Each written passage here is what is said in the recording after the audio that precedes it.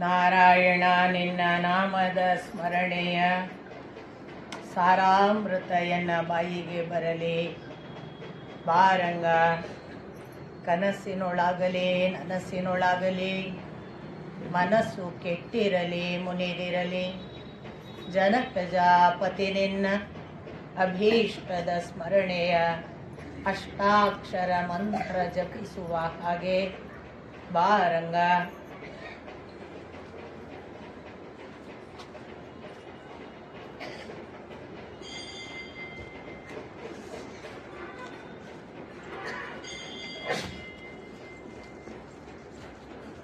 ನಾರಾಯಣಂ ನಮಸ್ಕೃತ್ಯ ನರಂ ಚೈವ ನರೋತ್ತಮಂ ದೇವೀಂ ಸರಸ್ವತೀಂ ವ್ಯಾಸಂ ತತೋ ಜಯಮುದೀರಯೇತ್.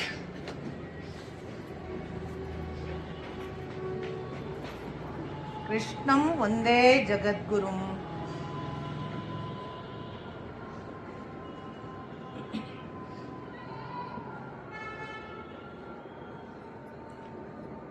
ಶ್ರೀ ಗುರು ರಾಘವೇಂದ್ರ ಸ್ವಾಮೀಜಿಯವರ ಅಡಿಗಳಲ್ಲಿ ಮುಡಿಯಿಟ್ಟು ಅವರ ಆಶೀರ್ವಾದ ಬೇಡುತ್ತಾ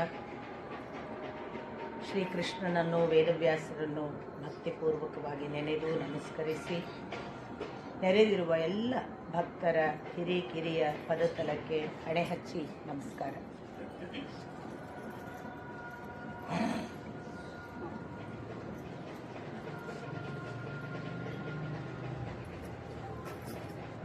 ನಿನ್ನೆ ದಿನದ ಒಟ್ಟು ಉಪನ್ಯಾಸವನ್ನು ಸಂಕ್ಷಿಪ್ತವಾಗಿ ಪೂರ್ಣಪ್ರಜ್ಞಾ ಅವರು ನಿಮಗೆ ಮತ್ತೊಮ್ಮೆ ನೆನಪು ಮಾಡಿದ್ದಾರೆ. ಆ ದೃಷ್ಟಿಯಿಂದ ನನ್ನ ಅನೇಕ ಕೆಲಸಗಳು ಹಗುರವಾಗ್ತಿವೆ. ಆದರೆ ಏಕಕಾಲಕ್ಕೆ ನಾನು ಪೂರ್ಣಪ್ರಜ್ಞರನ್ನು ಅಭಿನಂದಿಸಬೇಕು. ಯಾಕೆಂದರೆ ಇಲ್ಲಿ ಒಂದಿಷ್ಟು ಕಾಲ ಸಂಕ್ಷಿಪ್ತವಾಗಿ ವರದಿ ಮಾಡುವುದಕ್ಕೆ ಬೇಕಾದ ತಯಾರಿಯನ್ನು ಯಾರ ಜೊತೆಗೋ ಮಾಡಿ ಅವರಿಂದ ಅದನ್ನೆಲ್ಲ ಬರೆಸಿಕೊಂಡು ಸಿದ್ಧ ಮಾಡಿ ಇಲ್ಲಿ ಅದನ್ನು ಪ್ರಸ್ತುತಪಡಿಸುವ ಒಂದು ಕರ್ತವ್ಯ.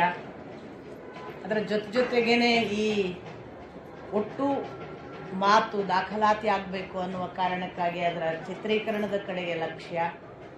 ಏಕಕಾಲಕ್ಕೆ ಮಠದ ಕರ್ತವ್ಯ ಅನ್ನುವ ಭಾಗದಲ್ಲಿ ನಿನ್ನೆ ದಿನ ನಮಗೆಲ್ಲ ಫಲಾಹಾರವನ್ನು ಅಡುಗೆ ಮಾಡುವಾಗ ಎಷ್ಟು ರುಚಿಕಟ್ಟಾಗಿ ಎಷ್ಟು ಶ್ರದ್ಧೆಯಿಂದ ಅದನ್ನು ಮಾಡಿದ್ದಾರೆ ಎಲ್ಲ ಗಮನಿಸಿದರೆ ಒಂದು ಸಣ್ಣ ವಯಸ್ಸಿನ ಹುಡುಗರ ಶ್ರದ್ಧೆ, ಅದಕ್ಕೆ ಇರುವಂತಹ ಸಮರ್ಪಣೆ ಅದು ಎಷ್ಟು ನಮಗೆಲ್ಲ ಮಾದರಿಯಾಗಬೇಕು ಅನ್ನುವ ಕಾರಣಕ್ಕಾಗಿ ನಾನು ಪೂರ್ಣಪ್ರಜ್ಞಾ ಒಬ್ಬ ಹುಡುಗನಾಗಿ ಮತ್ತು ಈಗಿನ ಕಾಲದ ಎಲ್ಲ ಹುಡುಗರ ಹಾಗೆ ಎಲ್ಲವನ್ನೂ ಬಲ್ಲವರಾದರೂ ಕೂಡ ಈ ಕಡೆಗೆ ತಾದಾತ್ಮ್ಯ ಇರುವಂತಹ ಒಂದು ವಿಶೇಷ ಗುಣಕ್ಕಾಗಿ ಅಭಿನಂದಿಸ್ತೇನೆ.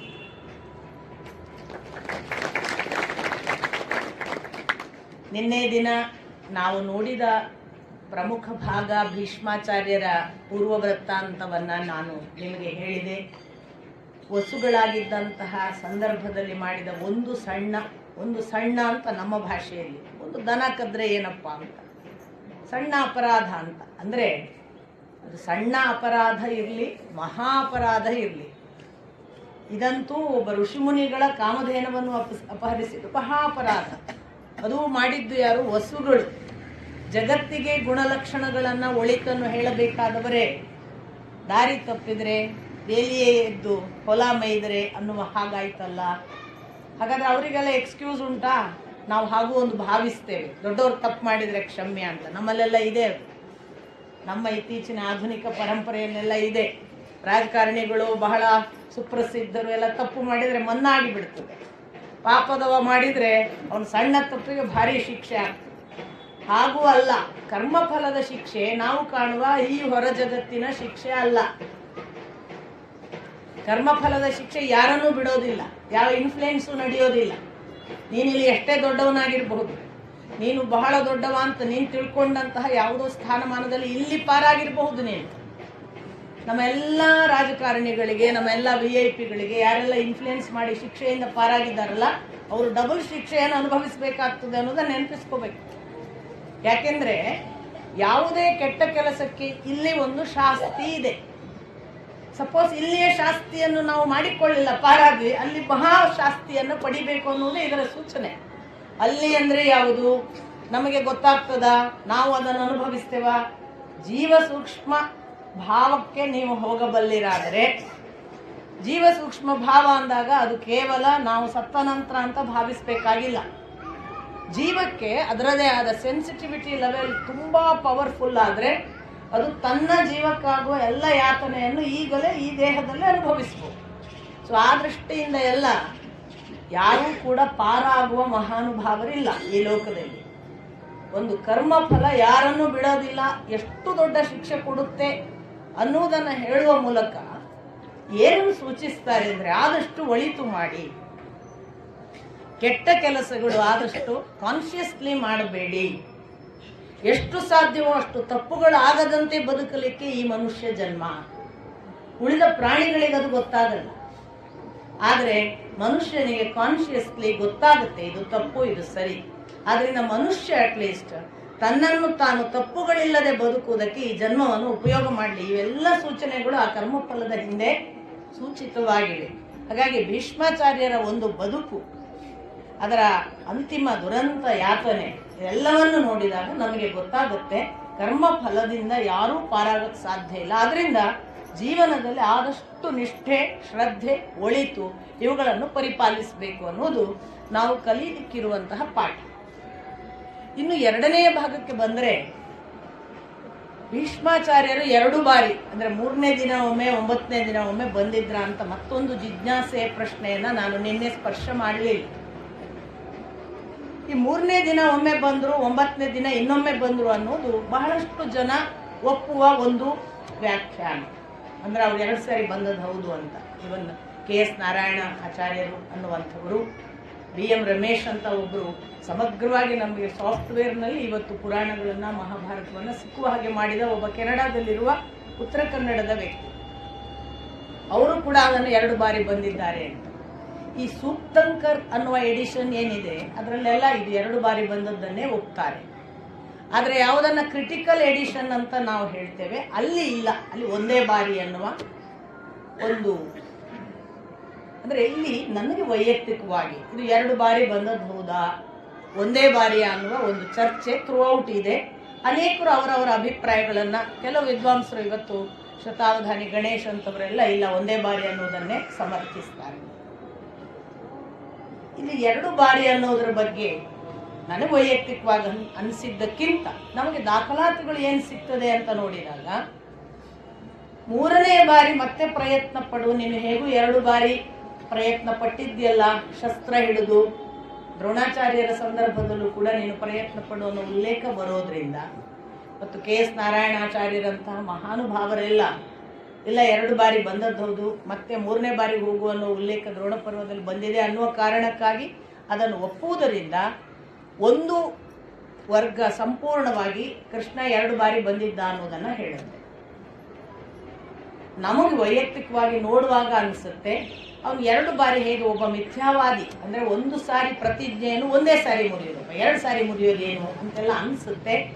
ಬಟ್ ಆ ಥರದ ಸಾಧ್ಯತೆಗಳನ್ನ ಕೃಷ್ಣನ ಮಟ್ಟಿಗೆ ಅಲ್ಲಗಳಿಲಿಕ್ಕೆ ಆಗುವುದಿಲ್ಲ ಅನ್ನೋದು ಬಹಳಷ್ಟು ಜನರ ಅಭಿಪ್ರಾಯ.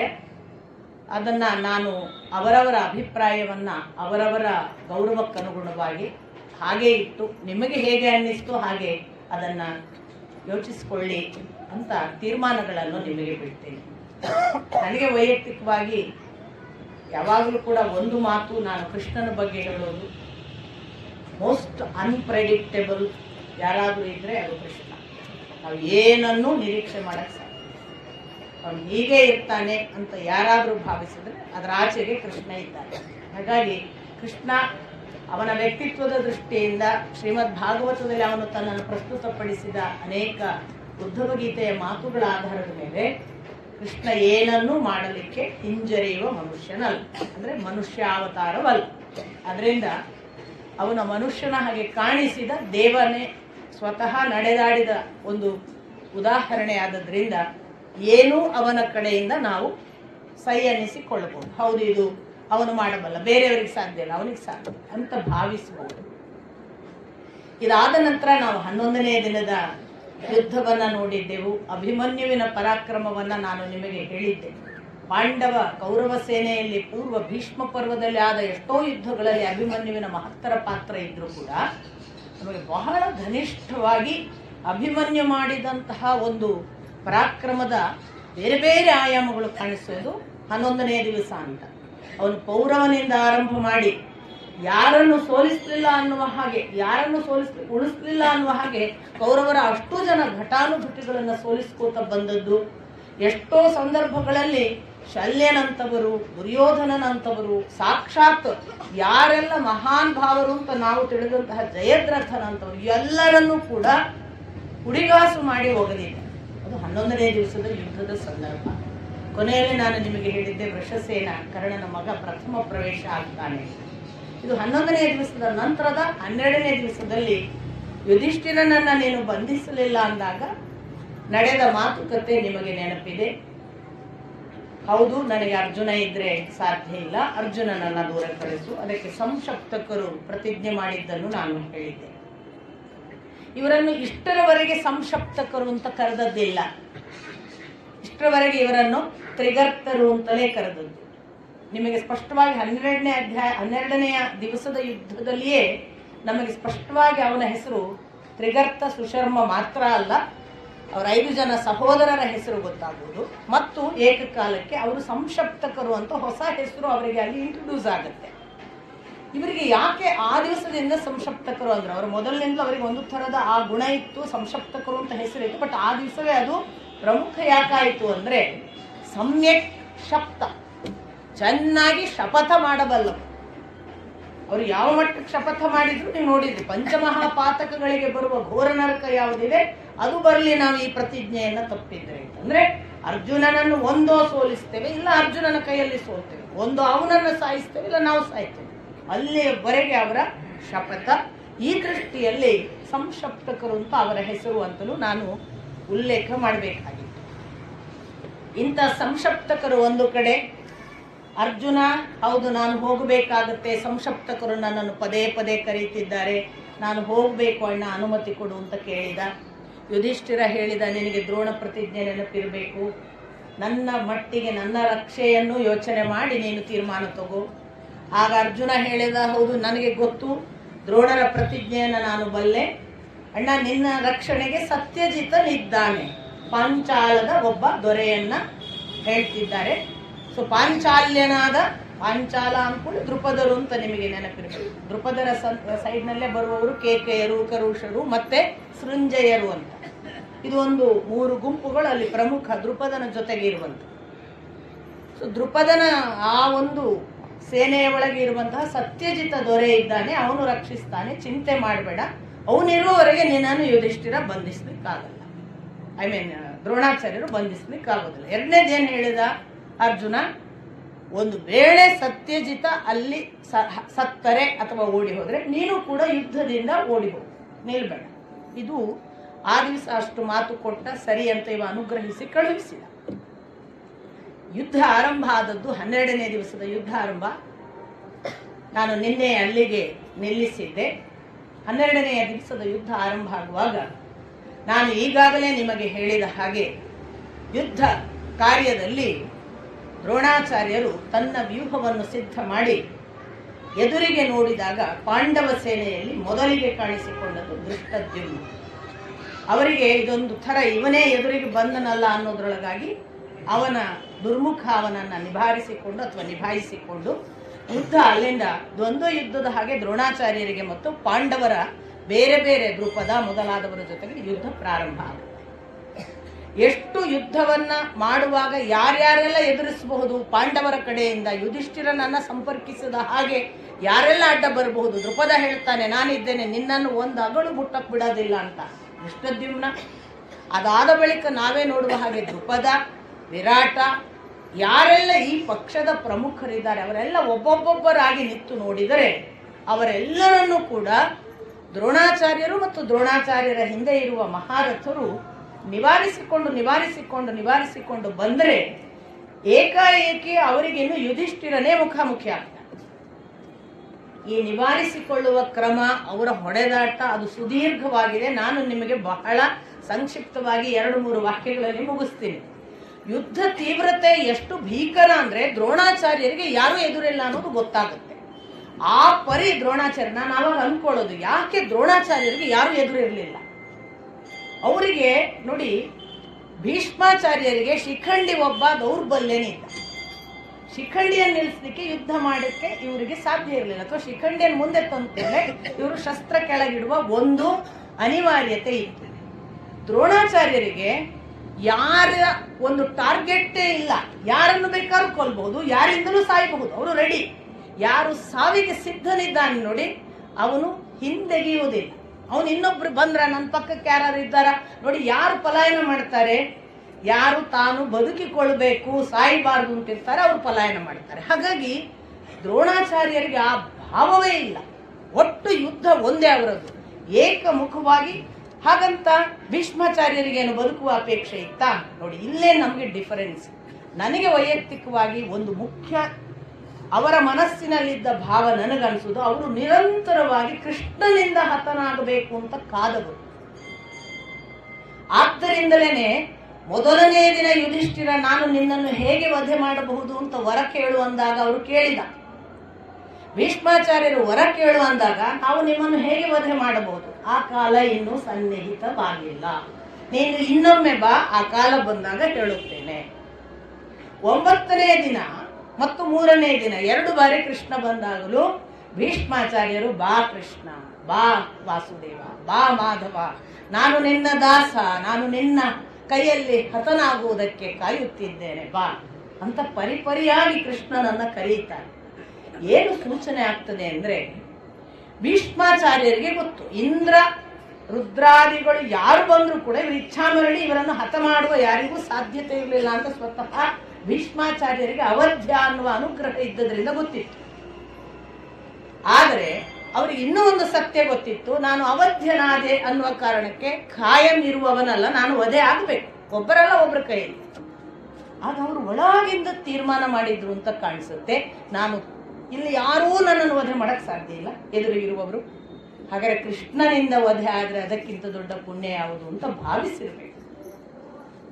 ಈ ಕಾರಣದಿಂದಲೇ ನಾನು ಆ ದಿವಸ ಹೇಳಿದೆ, ಕೃಷ್ಣ ಶಸ್ತ್ರ ಹಿಡಿಯುವ ಹಾಗೆ ಮಾಡ್ತೇನೆ ಅನ್ನುವ ಶಪಥ ಮಾಡಿದ್ದೆ, ಆ ಶಪಥವನ್ನು ಸಾಧಿತಗೊಳಿಸಿಕೊಂಡು ತಾನು ಅವರ ಮೂಲಕ ವಧೆ ಆಗಲಿ ಅಂತ, ಬೇರೆ ಏನು ಲೋಕಪ್ರಸಿದ್ಧಿಗಾಗಿ ಅಲ್ಲ. ಆದರೆ ಭೀಷ್ಮಾಚಾರ್ಯರಿಗೆ ಸಾವು ಬರ್ತದೆ ಅನ್ನೋ ಅಪೇಕ್ಷೆ ಇತ್ತು 2 ಬಾರಿ ಕೂಡ. ನಾನೀಗ ಕೃಷ್ಣನಿಂದ ಹತನಾಗಬೇಕು ಅನ್ನುವ ಒಂದು ಆಂತರಂಗಿಕ ಬಹಳ ದೊಡ್ಡ ಹಸಿವಿನಿಂದಲೇ ಅವರು ಕರೆದಿದ್ರು.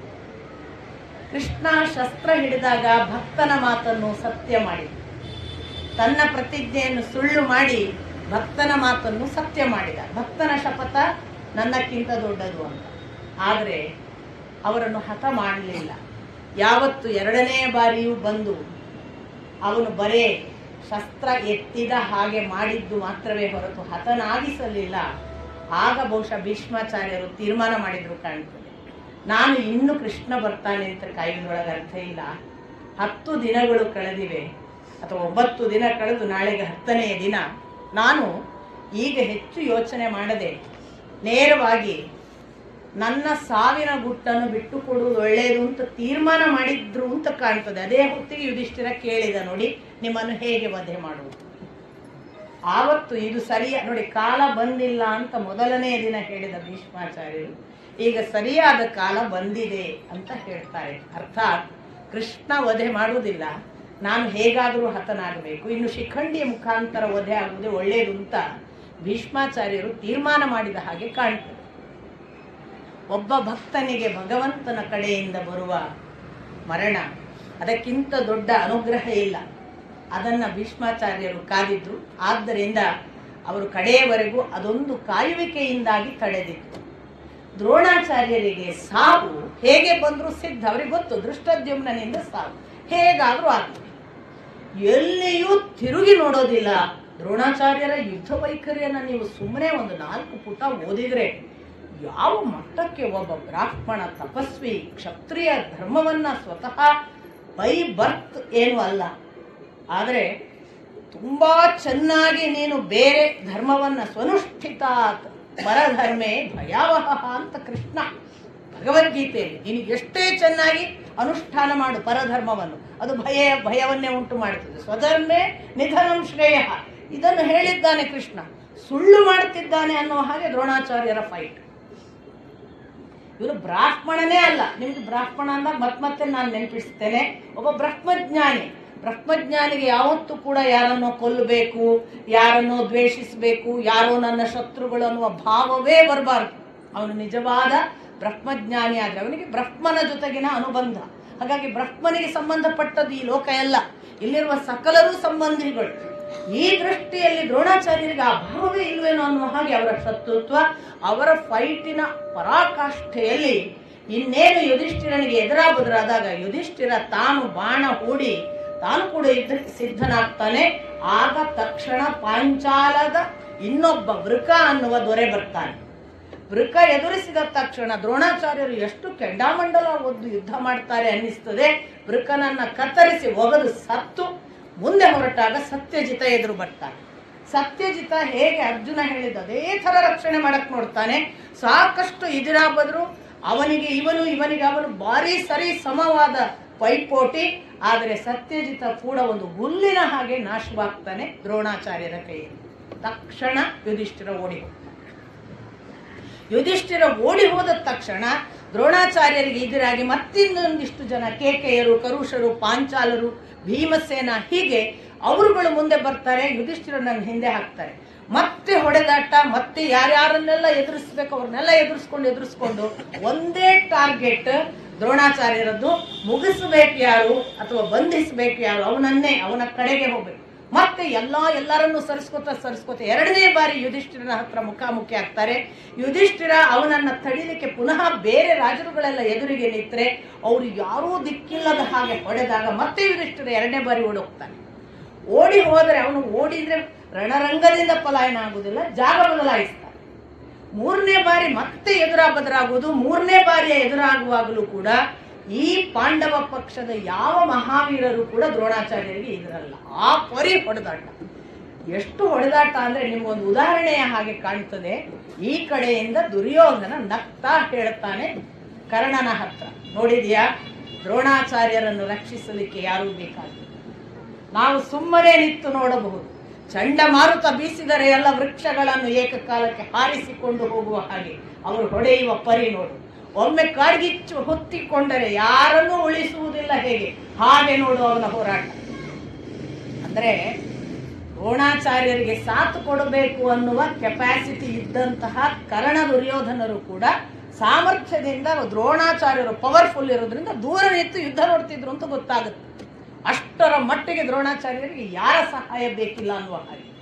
ಸೇನೆ ಇರುತ್ತೆ, ಅದು ಡಿಫ್ರೆಂಟ್. ಒಬ್ಬ ಪ್ರಮುಖ ವೀರ ಸಾಥ್ ಕೊಡೋದು ಬೇರೆ. ಅಷ್ಟರಲ್ಲಿ ಕರ್ಣ ಹೇಳ್ತಾನೆ, ನೀನು ಹೇಳಿದ್ದು ನಿಜ, ಆದರೆ ಅಲ್ಲಿ ನೋಡು, ಭೀಮಸೇನ ಮುನ್ನುಗ್ಗುತ್ತಿದ್ದಾನೆ. ಭೀಮಸೇನ ಮುನ್ನುಗ್ಗಿದರೆ ಅವನು ಹಳೆಯ ಎಲ್ಲ ಸಿಟ್ಟಿನ ಸಹಿತ ಒಮ್ಮೆ ಬಂದನೆಂದರೆ ಪರ್ವತವೇ ನೆಲಕ್ಕೆ ಬಂದ ಹಾಗೆ. ಅವನ ದ್ವೇಷ, ನಾವು ಕೊಟ್ಟ ವಿಷ, ಅರಗಿನ ಮನೆ ಅಥವಾ ದ್ಯೂತದ ಕಪಟ, ಅಲ್ಲಿಂದ ನಾವು ಮಾಡಿದಂತಹ ದ್ರೌಪದಿಯ ಅಪಮಾನ, ವನವಾಸ, ಎಲ್ಲ ಸಿಟ್ಟುಗಳ ಸಹಿತ ಅವನು ಬಂದನೆಂದರೆ ಅಲ್ಲಿ ದ್ರೋಣಾಚಾರ್ಯರು ಕೂಡ ಇದಿರಲ್ಲ. ನೋಡು ಹೇಗೆ ಭೀಮಸೇನ ಮುನ್ನುಗ್ಗುತ್ತಿದ್ದಾನೆ, ನಾವು ಈಗಲೇ ಹೋಗಬೇಕು. ಹಾಗೆ ಕರ್ಣ ಪ್ರಚೋದನೆ ಮಾಡಿ ದುರ್ಯೋಧನ ಮತ್ತು ಕರ್ಣರು ಕೂಡ ದ್ರೋಣಾಚಾರ್ಯರ ಮುಂದೆ ಹೋಗ್ತಾರೆ. ಭೀಮ ಎದುರಾಬದ್ರ ಆದ್ರೆ ಅಲ್ಲಿರುವ ಯಾರು ಎದುರಲ್ಲ ಅನ್ನುವ ಹಾಗೆ ಒಬ್ಬೊಬ್ಬರನ್ನು, ದುರ್ಯೋಧನ ನಂತರ ಕರ್ಣನ ನಂತರ ಇನ್ನೇನು ದ್ರೋಣಾಚಾರ್ಯರನ್ನು ಎಲ್ಲರನ್ನು ಸೋಲಿಸ್ಕೋತಾ ಹೋಗ್ತಾನೆ. ಭೀಮ ಇಷ್ಟು ಮುನ್ನುಗ್ತಿದ್ದಾನೆ ಅಂದಾಗ ಭಗದತ್ತ ಬರ್ತಾನೆ. ಭಗದತ್ತ ಎಂಥ ಒಂದು ಆನೆಯಲ್ಲಿ ಬರ್ತಾನೆ ಅಂದ್ರೆ ಅದು ವಾಸ್ತವಿಕ ಐರಾವತ ವಂಶದ ಆನೆ ಅಂತ ಉಲ್ಲೇಖ ಇದೆ. ಆದರೆ ದಾನವರಿಗೆ ಬಂದದ್ದು, ಸುರರಿಂದ ದಾನವರಿಗೆ ಬಂದದ್ದು. ಅದಕ್ಕೆ ಕಾರಣ ನಿಮಗೆ ಗೊತ್ತು. ಭೂಮಿ ಭಗವಂತನನ್ನು ಪ್ರಾರ್ಥಿಸಿ ಆ ನರಕಾಸುರನಿಗಾಗಿ ಬಹಳಷ್ಟು ವರಗಳನ್ನು ಕೇಳಿದ್ರು. ಹಾಗಾಗಿ ಅವರಿಗೆ ಅನುಗ್ರಹ ಅಲ್ಲಿಂದ. ನರಕಾಸುರನ ಮಗ ಈ ಭಗದತ್ತ. ಇಂಥ ಯುದ್ಧ ಮಾಡುವಾಗ ಇನ್ನಿಲ್ಲದಂತೆ ಭಗದತ್ತನ ಆನೆ ಬಂದ್ರೆ ಭೀಮ ಮತ್ತು ಆ ಭಗದತ್ತನ ಆನೆಯ ಜೊತೆಗೆ ಸಿಕ್ಕಾಪಟ್ಟು ಯುದ್ಧ ಆಗತ್ತೆ. ಸುಮ್ಮನೆ ಚಂದ ಇದೆ, ಓದಕ್ಕೆ ಹೋಗ್ಬೇಕು. ಆ ಮದ ಗಜದ ಜೊತೆಗೆ ಇವನ ಆ ಯುದ್ಧ, ಇವನು ಎಷ್ಟು ಆನೆಗಳನ್ನು ಹೆಂಗ್ ಸೋಲಿಸಿದ್ದಾನೆ ಹಿಂದಿನ ವಿವರಗಳಲ್ಲಿ ನಾನು ನಿಮಗೆ ಹೇಳಿದ್ದೇನೆ. ಹೇಗೆ ಆನೆ ಸೋಲಿಸ್ತಿದ್ದ ಅಂತ ಬೇರೆ ಬೇರೆ ಮೆಥಡ್ ಅಲ್ಲಿ. ಒಂದು ಆನೆಯ ಸೋಲಿಸುವ ಮೆಥಡ್ ಹೇಗೆ ಅಂದ್ರೆ, ಅವನು ಒಂದು ಆನೆಯನ್ನು ತೆಗೆದು ಇನ್ನೊಂದು ಆನೆಯ ಮೇಲೆ ದೂಡೋದು. ಈ ಆನೆ ಬಿದ್ದ ಏಟಿಗೆ ಆ ಇನ್ನೊಂದು ಆನೆ ಬಿದ್ದು ಅದರ ಕೆಳಗೆ ಇದು ಸಾಯುವುದು. ಇಂಥ ಕೆಲಸಗಳನ್ನೆಲ್ಲ ಮಾಡಿದವ ಭೀಮಸೇನ. ಆದರೆ ಅವತ್ತು ಮಾತ್ರ ಭಗದತ್ತನ ಆನೆಯನ್ನು ಹೇಗೆ ಮಾಡಿದ್ರೂ ಸೋಲ್ಸಕ್ಕಾಗದೆ ಭೀಮನಿಗೆ. ಎಷ್ಟು ಅದರ ಸೊಂಡಿಲನ್ನ, ಅದರ ಮದ ಗಂಡಸ್ಥಲವನ್ನ ಎಲ್ಲಿ ಹೊಡೆದರೂ ಕೂಡ ಅದು ಏನೂ ಆಗಲ್ಲ. ಕಡೆಗೆ ಒಂದು ಅಂಜಲಿಕಾ ವೇದ ಅಂತ ಒಂದು ವಿದ್ಯೆ ಗೊತ್ತಿತ್ತು ಅಂತ ಭೀಮನಿಗೆ. ಏನದು ಅಂತಂದ್ರೆ, ಇದನ್ನು ನಿಮಗೆ ನಮಗೆ ಕುವಲಯ ಪೀಡನನ್ನು ಕೊಲ್ಲುವಾಗ, ಕಂಸನನ್ನು ಕೊಲ್ಲುವ ಮೊದಲು ಕುವಲಯ ಪೀಡವನ್ನು ಕೊಲ್ತಾನೆ ಕೃಷ್ಣ. ಆ ಕುವಲಯ ಪೀಡ ಆನೆ ಕೊಲ್ಲುವಾಗ ಈ ವಿದ್ಯೆಯನ್ನ ಕೆ.ಎಸ್. ನಾರಾಯಣಾಚಾರ್ಯರು ಹೇಳ್ತಾರೆ. ಅಂಜಲಿಕಾ ವೇದ ಅಂತ ಒಂದು ವಿದ್ಯೆ ಇತ್ತು. ಕೃಷ್ಣ ಹೊಟ್ಟೆ ಕೆಳಗೆ ಹೋಗಿ ಅದನ್ನು ಮಾಡಿದ, ಹಾಗಾಗಿ ಆನೆ ಕೈಕಾಲು ಬಿಡ್ತು ಅಂತ ಇಲ್ಲಿ ಸ್ಪಷ್ಟವಾಗ್ತದೆ. ಅದು ಏನು ಅಂಜಲಿಕಾ ವೇದ ಅಂದ್ರೆ, ಭೀಮಸೇನನಿಗೆ ಗೊತ್ತಿದ್ದ ವಿದ್ಯೆ ಯಾವುದು ಅಂತಂದ್ರೆ, ಆನೆಯ ಹೊಟ್ಟೆಯ ಕೆಳಗೆ ಒಂದು ಮೃದು ಭಾಗ ಇದೆ ಅಂತೆ. ಅದನ್ನು ಹೋಗಿ ಅಮುಕಿದ್ರೆ ಅದಕ್ಕೆ ಕಚ್ಚುಕುಳಿ ಆಗ್ತದೋ ಏನೋ ಆಗುತ್ತೆ, ಅದು ಸಂತೋಷದಿಂದ ಒಟ್ಟಾರೆ ವಿಹರಿಸ್ತದೆ ಅಂತ. ಇವ ಸುಮಾರು ಹೊತ್ತು ಅದನ್ನೆಲ್ಲ ಮಾಡಿದಂತೆ ಮಣಿಸ್ಬೇಕು ಅಂತ. ಆದರೆ ಅದು ಯಾವುದಕ್ಕೂ ಮಣಿಲಿಲ್ಲ. ಆನಂದ ಪಟ್ಟಿತು, ವಿಹರಿಸಿದ ಹಾಗೆ ಮಾಡಿತು. ಭಗದತ್ತನ ಮಾತು ಕೇಳಿಲ್ಲ. ಸ್ವಲ್ಪ ಹೊತ್ತು, ಎಷ್ಟು ಹೊತ್ತು ಮಾಡ್ಬೋದು, ಒಂದು ಕ್ಷಣ ಆನಂದದಿಂದ ವಿಹರಿಸಿತು ಅಂದಾಗ ಭಗದತ್ತ ತನ್ನ ಹೆಬ್ಬೆಟ್ಟಿನಿಂದ ಮೆಟ್ಟುತ್ತಿದ್ದಂತೆ ಅದರ ಒಂದು ನಿರ್ದಿಷ್ಟ ಭಾಗವನ್ನು, ಅಂಕುಶದಿಂದ ಕಿವಿಯ ಭಾಗವನ್ನು ಎಳಿತಿದ್ದಂತೆ. ಅಷ್ಟೇ, ಆನೆ ಮುಗೀತು. ಯಾರನ್ನು ವಧಿಸುವುದು ಗೊತ್ತಿಲ್ಲ. ಈ ಪರಿ ಹೊಡೆದಾಟ ಮಾಡ್ತಾ ಆನೆ ಹೋದ್ರೆ ಅದು ಎಲ್ಲರನ್ನೂ ಕೂಡ ಕೊಲ್ಲುತ್ತೆ ಅಥವಾ ನಾಶ ಮಾಡುತ್ತೆ ಅಂತ ಭೀಮನಿಗೆ ಯಾವಾಗ ಮನವರಿಕೆ ಆಯಿತು ನೋಡಿ, ಭೀಮ ಓಡುತ್ತಾನೆ.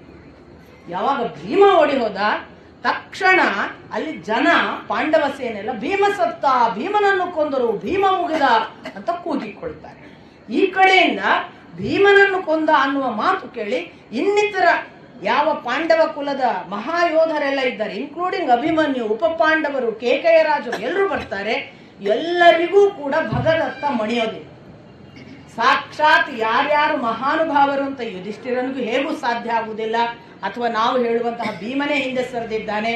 ಅಲ್ಲಿರುವಂತಹ ಎಲ್ಲ ಮಹಾನ್ ಘಟಾನುಘಟಿಗಳು, ವಿರಾಟ ಮೊದಲಾದವರು, ದೃಪದ, ದೃಷ್ಟದ್ಯುಮ್ನ, ಯಾರಿಗೂ ಕೂಡ ಅದು ತಮ್ಮ ಕೈ ಅಳತೆ ಅಲ್ಲ ಅನ್ನುವ ಹಾಗೆ ಪ್ರತಿಯೊಬ್ಬರು ಸೋತು ಪಲಾಯನ ಮಾಡಬೇಕಾಗತ್ತೆ. ಇನ್ನೇನು ಕತೆ ಅನ್ನುವಾಗ ಈ ಆನೆಯ ಗೀಳಿಡುವಿಕೆ, ಈ ಕಡೆಯಿಂದ ಭೀಮ ಸತ್ತ, ಭೀಮ ಮುಗಿಯಿತು, ಭೀಮನನ್ನು ಮುಗಿಸಿದ್ರು ಅಂತ ಕೂಗಿದ ಕೂಗು ಸಂಶಪ್ತಕರ ಜೊತೆಗೆ ಯುದ್ಧ ಮಾಡ್ತಿದ್ನಲ್ಲ ಅರ್ಜುನ, ಅವನಿಗೆ ಕೇಳಿಸ್ತದೆ.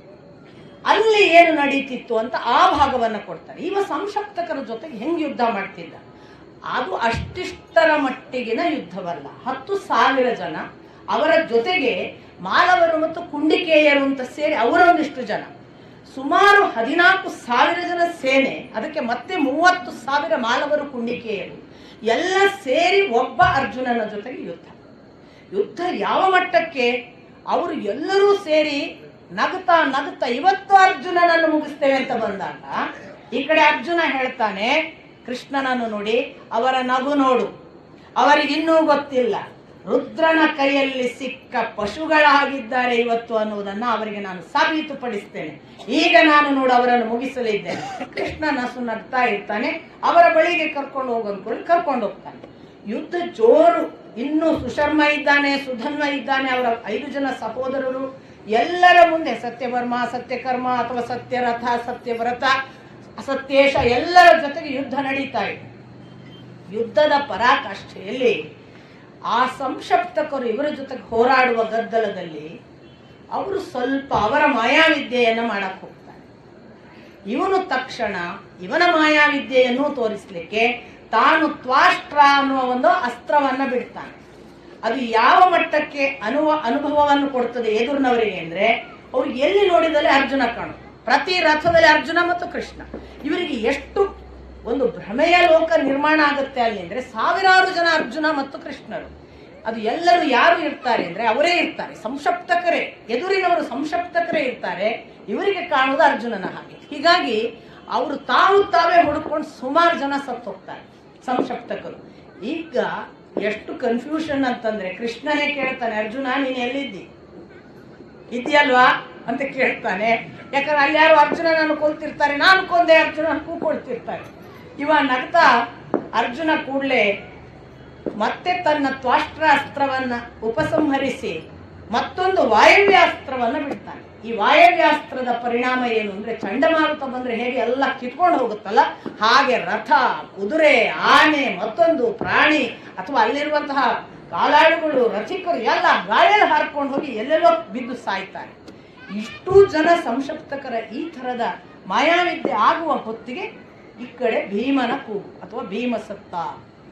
ತಕ್ಷಣ ಅರ್ಜುನ ಹೇಳ್ತಾನೆ, ಕೃಷ್ಣ ಆ ಕಡೆ ಬಹುತೇಕ ಭಗದತ್ತನ ಆನೆ ಮುಂದಾಗಿದೆ ಎಂದು ಕಾಣಿಸುತ್ತದೆ. ನನಗೆ ಈಗ ನಾನು ಇಲ್ಲಿರುವುದಕ್ಕಿಂತ ಅಲ್ಲಿರುವುದು ಮುಖ್ಯ ಎಂದು ಅನಿಸುತ್ತಿದೆ, ಆಚೆ ಕಡೆಗೆ ಹೋಗೋಣವೇನು ಅಂತ ಹೇಳಿ ತಕ್ಷಣವೇ ತನ್ನ ಮನಸ್ಸನ್ನು ಬದಲಾಯಿಸಿ ಪುನಃ ಇಲ್ಲೇ ಯುದ್ಧ ಮಾಡೋಣ ಅಂತ ತಾನೇ ತೀರ್ಮಾನ ಮಾಡಿ ಮತ್ತೆ ಯುದ್ಧ ಮಾಡಿ ಇವರ ಜೊತೆಗೆ ಒಂದು ಪರಾಕಾಷ್ಠೆಗೆ ಹೋಗಿ ಸುಧನ್ವ ಅನ್ನುವ ಒಬ್ಬ ದೊರೆಯನ್ನ, ಅಲ್ಲಿ ಸಂಶಪ್ತಕರಲ್ಲಿರುವ ಒಬ್ಬ ದೊರೆಯನ್ನ ಕೊಲ್ತಾರೆ. ಇಷ್ಟಾದಾಗ ಅವರು ಸುಮಾರು ಹಿಮ್ಮೆಟ್ಟುತ್ತಾರೆ ಅನ್ನುವ ಅವಸ್ಥೆಗೆ ಬರ್ತಾರೆ. ಹಾಗಾದ್ರೆ ಸಂಶಪ್ತಕರು ಹಿಮ್ಮೆಟ್ಟಿದ್ರು ಅನ್ನುವಾಗ ಇವನು ಭಗದತ್ತನ ಕಡೆಗೆ ತಿರುಗಿಸು ಅಂತ ಕೃಷ್ಣನಿಗೆ ಹೇಳುವ ವೇಳೆಗೆ ಪುನಃ ಅವರು ಬಾ ಬಾ ಅಂತ ಆಹ್ವಾನ ಕೊಡ್ತಾರೆ. ಅವರಿಗೆ ಪ್ರತಿಜ್ಞೆ ನೆನಪಾಗ್ತದೆ, ನಾವು ಹಿಮ್ಮೆಟ್ಟುವ ಹಾಗೆ. ಪುನಃ ಅವರ ಹತ್ರ ಹೋಗಿ ಎಷ್ಟೋ ಅವರನ್ನ ನಿಭಾಯಿಸಿ ಅವರು ಇನ್ನು ಎದ್ದು ಬರುವುದಿಲ್ಲ ಅನ್ನುವ ಸ್ಥಿತಿಗೆ ಅವರನ್ನ ಸೋಲಿಸಿ ಅರ್ಜುನ ಈ ಕಡೆ ಭಗದತ್ತನ ಹತ್ರ ಬರ್ತಾನೆ. ಎರಡನೇ ಬಾರಿ ಬರುವಾಗ ಅರ್ಜುನ ಕೃಷ್ಣನನ್ನು ಕೇಳಿ ಬರುವುದು. ಅಷ್ಟರವರೆಗೆ ಮನಸ್ಸಿನಲ್ಲೇ ಯೋಚನೆ ಮಾಡೋದು, ಹೋಗ್ಬೇಕಾ ಇಲ್ಲೇ ಇರ್ಬೇಕಾ, ಹೋಗೋದು ಬೇಡ, ಇರೋಣ ಅಂತ ಇಲ್ಲೇ ಇರೋಣ ಅಂತ ತೀರ್ಮಾನ ಮಾಡೋದು. ಎರಡನೇ ಬಾರಿ ಅವನು ಕೃಷ್ಣನನ್ನೇ ಕೇಳ್ತಾನೆ, ನಾನು ಇಲ್ಲಿರ್ಬೇಕು, ಅವ್ರ ಹತ್ರ ಹೋಗ್ಬೇಕು ಅಂತ ನನ್ನ ಮನಸ್ಸು ಡೋಲಾಯಮಾನ ಆಗಿದೆ, ಏನ್ ಮಾಡ್ಲಿ ಅಂತ. ಆ ಬಳಿಕ ಕೃಷ್ಣ ಕರ್ಕೊಂಡು ಹೋಗು ಅಂತ ಹೇಳ್ತಾನೆ. ಕೃಷ್ಣ ಕರ್ಕೊಂಡು ಬರ್ತಾನೆ. ಈಗ ಭಗದತ್ತನ ಜೊತೆಗೆ ಮುಖಾಮುಖಿ ಆಗ್ತಾನೆ ಅರ್ಜುನ. ಅರ್ಜುನ ಮುಖಾಮುಖಿ ಆದ ಮೇಲೆ ಇದ್ದಕ್ಕಿದ್ದ ಹಾಗೆ ಭಗದತ್ತ ಮತ್ತು ಅರ್ಜುನರ ಯುದ್ಧದ ಆ ವೈಖರಿ, ಅದರ ಹಿಂದೆ ಇರುವ ಮಹಾ ಅಸ್ತ್ರಗಳು, ಅಲ್ಲಿ ಅಷ್ಟೇ ಮಾತ್ರ ಅಲ್ಲ, ಇಬ್ಬರ ಕೆಪಾಸಿಟಿಯ ಮಹಾ ಪ್ರಯತ್ನಗಳನ್ನೆಲ್ಲ ಅಲ್ಲಿ ಮಾಡಿ ಅವನಿಗೆ ಗೊತ್ತಿರುತ್ತೆ ಈ ಆನೆಯನ್ನು ಸೋಲಿಸದೆ ಭಗದತ್ತನನ್ನು ಸೋಲಿಸಕ್ಕಾಗಲ್ಲ. ಕೃಷ್ಣ ಅರ್ಜುನರ ಮುಖ್ಯ ಟಾರ್ಗೆಟ್. ಅರ್ಜುನ ತೀರ್ಮಾನ ಮಾಡ್ತಾನೆ, ಆನೆಯನ್ನ ಹೇಗಾದ್ರೂ ಕೆಡವಬೇಕು. ಆನೆಯನ್ನ ಯಾವ ಮಟ್ಟದಿಂದ ಏನೇನು ಬಾಣ ಹೊಡೆದ್ರು ಅದೇನು ಅಂದ್ರೆ ಅದರ ಮೈ ತುಂಬ ಬಾಣ ನಟ್ಟು ಅದು ಕೈ ಕುಯ್ ಅನ್ನೋದು. ಆಗ ಗೊತ್ತಾಗುತ್ತೆ, ಓಹೋ ಇದರ ಕವಚ ಕಳಚಬೇಕು ಅಂತ. ಆನೆ ಯಾಕೆ ಏನು ಆಗ್ತಿಲ್ಲ ಅಂದ್ರೆ ಆನೆಯ ಮೈಗೆ ಕವಚ ಹಾಕಿದ್ದಾನೆ. ಇಮಿಡಿಯೇಟ್ ಅರ್ಜುನ ಮಾಡುವ ಮೊದಲನೆಯ ಕೆಲಸ ಆನೆಯ ಕವಚವನ್ನೇ ಕಿತ್ತು ಒಗೆಯುವ ಹಾಗೆ ತನ್ನ ಬಾಣ ಪ್ರಯೋಗ ಮಾಡ್ತಾನೆ. ಆನೆ ಕವಚ ಕತ್ತರಿಸಿಕೊಂಡು ಬೀಳುತ್ತೆ. ಯಾವಾಗ ಆನೆ ಕವಚ ಕತ್ತರಿಸಿಕೊಂಡು ಬಿತ್ತು, ಈಗಿನ ಆನೆ ಹೊಡೆದ ಆನೆಯನ್ನ ಒಂದು ದೃಷ್ಟಿಯಿಂದ ದುರ್ಬಲ ಮಾಡಬೇಕು. ಆಗ ಭಗದತ್ತ ಶಕ್ತ್ಯಾಯುಧ ಪ್ರಯೋಗ ಮಾಡ್ತಾನೆ. ಶಕ್ತ್ಯಾಯುಧ ಪ್ರಯೋಗ ಮಾಡಿದಾಗ ಕೃಷ್ಣ ಅರ್ಜುನ ಇಬ್ರು ತಮ್ಮ ಮುಂದೆ ಬಂದಂತಹ ಶಕ್ತ್ಯಾಯುಧ ನೋಡ್ತಿರ್ತಾರೆ. ಅರ್ಜುನ ತಕ್ಷಣ ಹೇಳ್ತಾನೆ ನಗ್ತಾ, ಏ ಭಗದತ್ತ, ಒಮ್ಮೆ ಲೋಕವನ್ನು ಕಣ್ತುಂಬ ನೋಡಿಬಿಡು, ಇನ್ನೇನು ನೋಡಲಿಕ್ಕೆ ನೀನಿರುವುದಿಲ್ಲ. ಇಷ್ಟು ಹೇಳುವುದರೊಳಗಾಗಿ ಶಕ್ತ್ಯಾಯುಧವನ್ನು ನಿವಾರಿಸಿದ ಅರ್ಜುನ ಇನ್ನೇನು ಇವನು ಆನೆಯನ್ನ ಸೋಲಿಸಿ ಭಗದತ್ತನಿಗೆ ಹೊಡೆಯಬೇಕು. ಭಗದತ್ತ ವೈಷ್ಣವಾಸ್ತ್ರವನ್ನ ಪ್ರಯೋಗ ಮಾಡಿ ಆ ವೈಷ್ಣವಾಸ್ತ್ರ ಅಲ್ಲಿಂದ ಬಿಟ್ಟ ತಕ್ಷಣ ಕೂತಿದ್ದಂತಹ ಕೃಷ್ಣ ಅರ್ಜುನ ಹಿಂದೆ ನಿಂತು ಯುದ್ಧ ಮಾಡ್ತಿದ್ದಾನೆ. ತಾನು ಎದ್ದು ನಿಂತು ಅದಕ್ಕೆ ಎದೆ ಕೊಡ್ತಾನೆ. ಆ ವೈಷ್ಣವಾಸ್ತ್ರ ಹೋಗಿ ಅರ್ಜುನನಿಗೆ ಹೊಡಿಬೇಕಾದದ್ದು ಕೃಷ್ಣನ ಎದೆಯಲ್ಲಿ ನಟ್ಟು ಆ ಕ್ಷಣಕ್ಕೆ ವೈಜಯಂತಿ ಮಾಲೆಯ ಪುಷ್ಪಮಾಲೆಯಾಗಿ ಪರಿವರ್ತಿತವಾಗ್ತದೆ. ಇವನು ಕೂಡಲೇ ನೋಡಿ, ಅರ್ಜುನ ಇನ್ನೂ ಅಂದ್ರೆ ಉಪದೇಶ ಎಲ್ಲ ಭಗವದ್ಗೀತೆ ಕೇಳಿದ್ದಾನೆ, ನೀನ್ ಕೊಲ್ಲವಲ್ಲ, ನಾನಪ್ಪ ನಾನೇ ಎಲ್ಲವನ್ನು ಮಾಡಿ ಎಲ್ಲ ಕೇಳಿಸ್ಕೊಂಡಿದ್ದಾನೆ. ಅದು ಅರ್ಜುನನ ಭಾವ ನೋಡಿ, ಯಾಕೆ ಎದ್ದು ನಿಂತು ವೈಷ್ಣವಾಸ್ತ್ರವನ್ನು ತಡೆದೆ, ಅದನ್ನು ನಿವಾರಿಸುವ ಶಕ್ತಿ ನನಗಿತ್ತು, ನೀನು ಯಾಕೆ ಅದನ್ನು ತಡೆಯಲಿಕ್ಕೆ ಹೋದೆ ಅಂದ್ರೆ ಒಬ್ಬ ಯೋಧನಿಗೆ ಮಾಡಿದ ಅವಮಾನ ಅನ್ನುವ ಹಾಗೆ ಕೃಷ್ಣನ ಜೊತೆಗೆ ಇವನ ಮಾತು. ಯಾವ ಇಂದ್ರ ಯಾರೇ ಬರಲಿ, ಅವರ ಯಾವ ಅಸ್ತ್ರಶಸ್ತ್ರಗಳನ್ನೇ ಪ್ರಯೋಗಿಸಲಿ, ನಾನು ಗೆಲ್ಲಬಲ್ಲೆ ಎಂದು ನಿನಗೆ ಗೊತ್ತಿತ್ತಲ್ಲ, ನೀನು ಯಾಕೆ ತಡೆ? ನನಗೆ ಬಹಳ ಬಾರಿ ಅನ್ಸೋದು, ಕೃಷ್ಣನಿಗೆ ಎಷ್ಟು ಪ್ರೀತಿ ಇರಬೇಕು ಅರ್ಜುನನ ಮೇಲೆ. ಬೇರೆ ಯಾರಾದ್ರೆ ಹೋಗಯ್ಯ ಹುಡ್ಕ, ನೀನೇ ಹೊಡೆದಾಡ್ಕೊಂಡು ಹೋಗ್ಬಿಡ್ತಿದ್ರೆ ಭಾರಿ ಉಂಟಲ್ಲ ನಿನಗೆ ಕೆಪಾಸಿಟಿ, ಮಾಡ್ಕೊಂಬರಯ್ಯ. ನನಗೆ ನನ್ನ ಗುರುಗಳು ಬಹಳ ಬಾರಿ ನೆನಪಾಗೋದು ಇಂಥ ಸಂದರ್ಭಗಳಲ್ಲೆಲ್ಲ. ಅಂದರೆ ಒಬ್ಬ ಗುರು ಶಿಷ್ಯರಿಗೆ ಅಖಂಡ ಪ್ರೀತಿ ಇದ್ದರೆ ಅವ್ರು ಯಾವ ಮಟ್ಟಕ್ಕೆ ಕ್ಷಮಿಸ್ತಾರೆ ಅಂತ ನಮ್ಮ ತಪ್ಪುಗಳನ್ನು. ನಾನು ಎಷ್ಟೋ ಸಾರಿ ಪಾಪ ಇದೇನಿದು ನೀವು ಮಾಡಿದ ಸರಿ ಇಲ್ಲ ಅಂತ ಏನಾದರೂ ಎಷ್ಟೋ ಸಾರಿ ಹೇಳಿದ್ದೇನೆ ನಾನು. ಕ್ಷಮ್ಯತಾಮ್ ಅಂತ ಕೃಷ್ಣ ಕಡೆಗೆ ಕೃಷ್ಣನ ಹತ್ರ ಅರ್ಜುನ ಕೇಳ್ತಾನಲ್ಲ ಭಗವದ್ಗೀತೆಯಲ್ಲಿ, ಹಾಗೆ ಅವರ ದೇಹಾಂತ್ಯದ ನಂತರ ನಾನು ಕೇಳಿದ್ದೇನೆ ಕ್ಷಮ್ಯತಾಮ್ ಅಂತ. ಯಾಕೆಂದ್ರೆ ನನಗೆ ಗೊತ್ತಿಲ್ಲದೆ ಎಷ್ಟೋ ಬೈದಿದ್ದೇನೆ, ಎಷ್ಟೋ ಆಡಿದ್ದೇನೆ. ನಿಮಗೇನಿದು ಇದು ಸರಿ ಇಲ್ಲ ನೋಡಿ ಎಲ್ಲ ಬಿಡಿ. ಬನ್ನಂಜೆ ಗೋವಿಂದಾಚಾರ್ಯರ ಬಗ್ಗೆ ತರಂಗದಲ್ಲಿ ಒಂದು ಲೇಖನ ಕೇಳಿದ್ರು. ತರಂಗದ ಲೇಖನದಲ್ಲಿ ಸತ್ಯಕಾಮರು ಬನ್ನಂಜೆ ಗೋವಿಂದಾಚಾರ್ಯರು ಸಾಕ್ಷಾತ್ ಸರಸ್ವತಿ ಅನ್ನುವುದನ್ನು, ಒಂದೇ ಒಂದು ದೋಷ ಇಲ್ಲದೆ ಇದ್ರೆ ಒಬ್ಬ ಬನ್ನಂಜೆ ಗೋವಿಂದಾಚಾರ್ಯರು ಏನು ಅನ್ನುವ ಹಾಗೆ ಲೇಖನ ಬಂತು. ನನ್ನ ಬಳಿ ಎಷ್ಟೋ ಬಾರಿ ಬನ್ನಂಜೆ ಗೋವಿಂದಾಚಾರ್ಯರ ಈ ತಪ್ಪು ತಿದ್ಕೋಬೇಕು, ಇದು ದೋಷ, ಇದು ತೆಗೆದ್ರೆ ಚೆನ್ನಾಗಿದೆ ಅಂತ ಬಹಳ ಬಾರಿ ನಂತರ ಹೇಳಿದ್ದಾರೆ. ಲೇಖನ ನೋಡಿದ್ರೆ ಹೊಗಳಿ ಹೊಗಳಿ ಅದು ಹೊನ್ನ ಶೂಲಕ್ಕೆ ಇಕ್ಕಿದ ಹಾಗೆ ಇತ್ತು.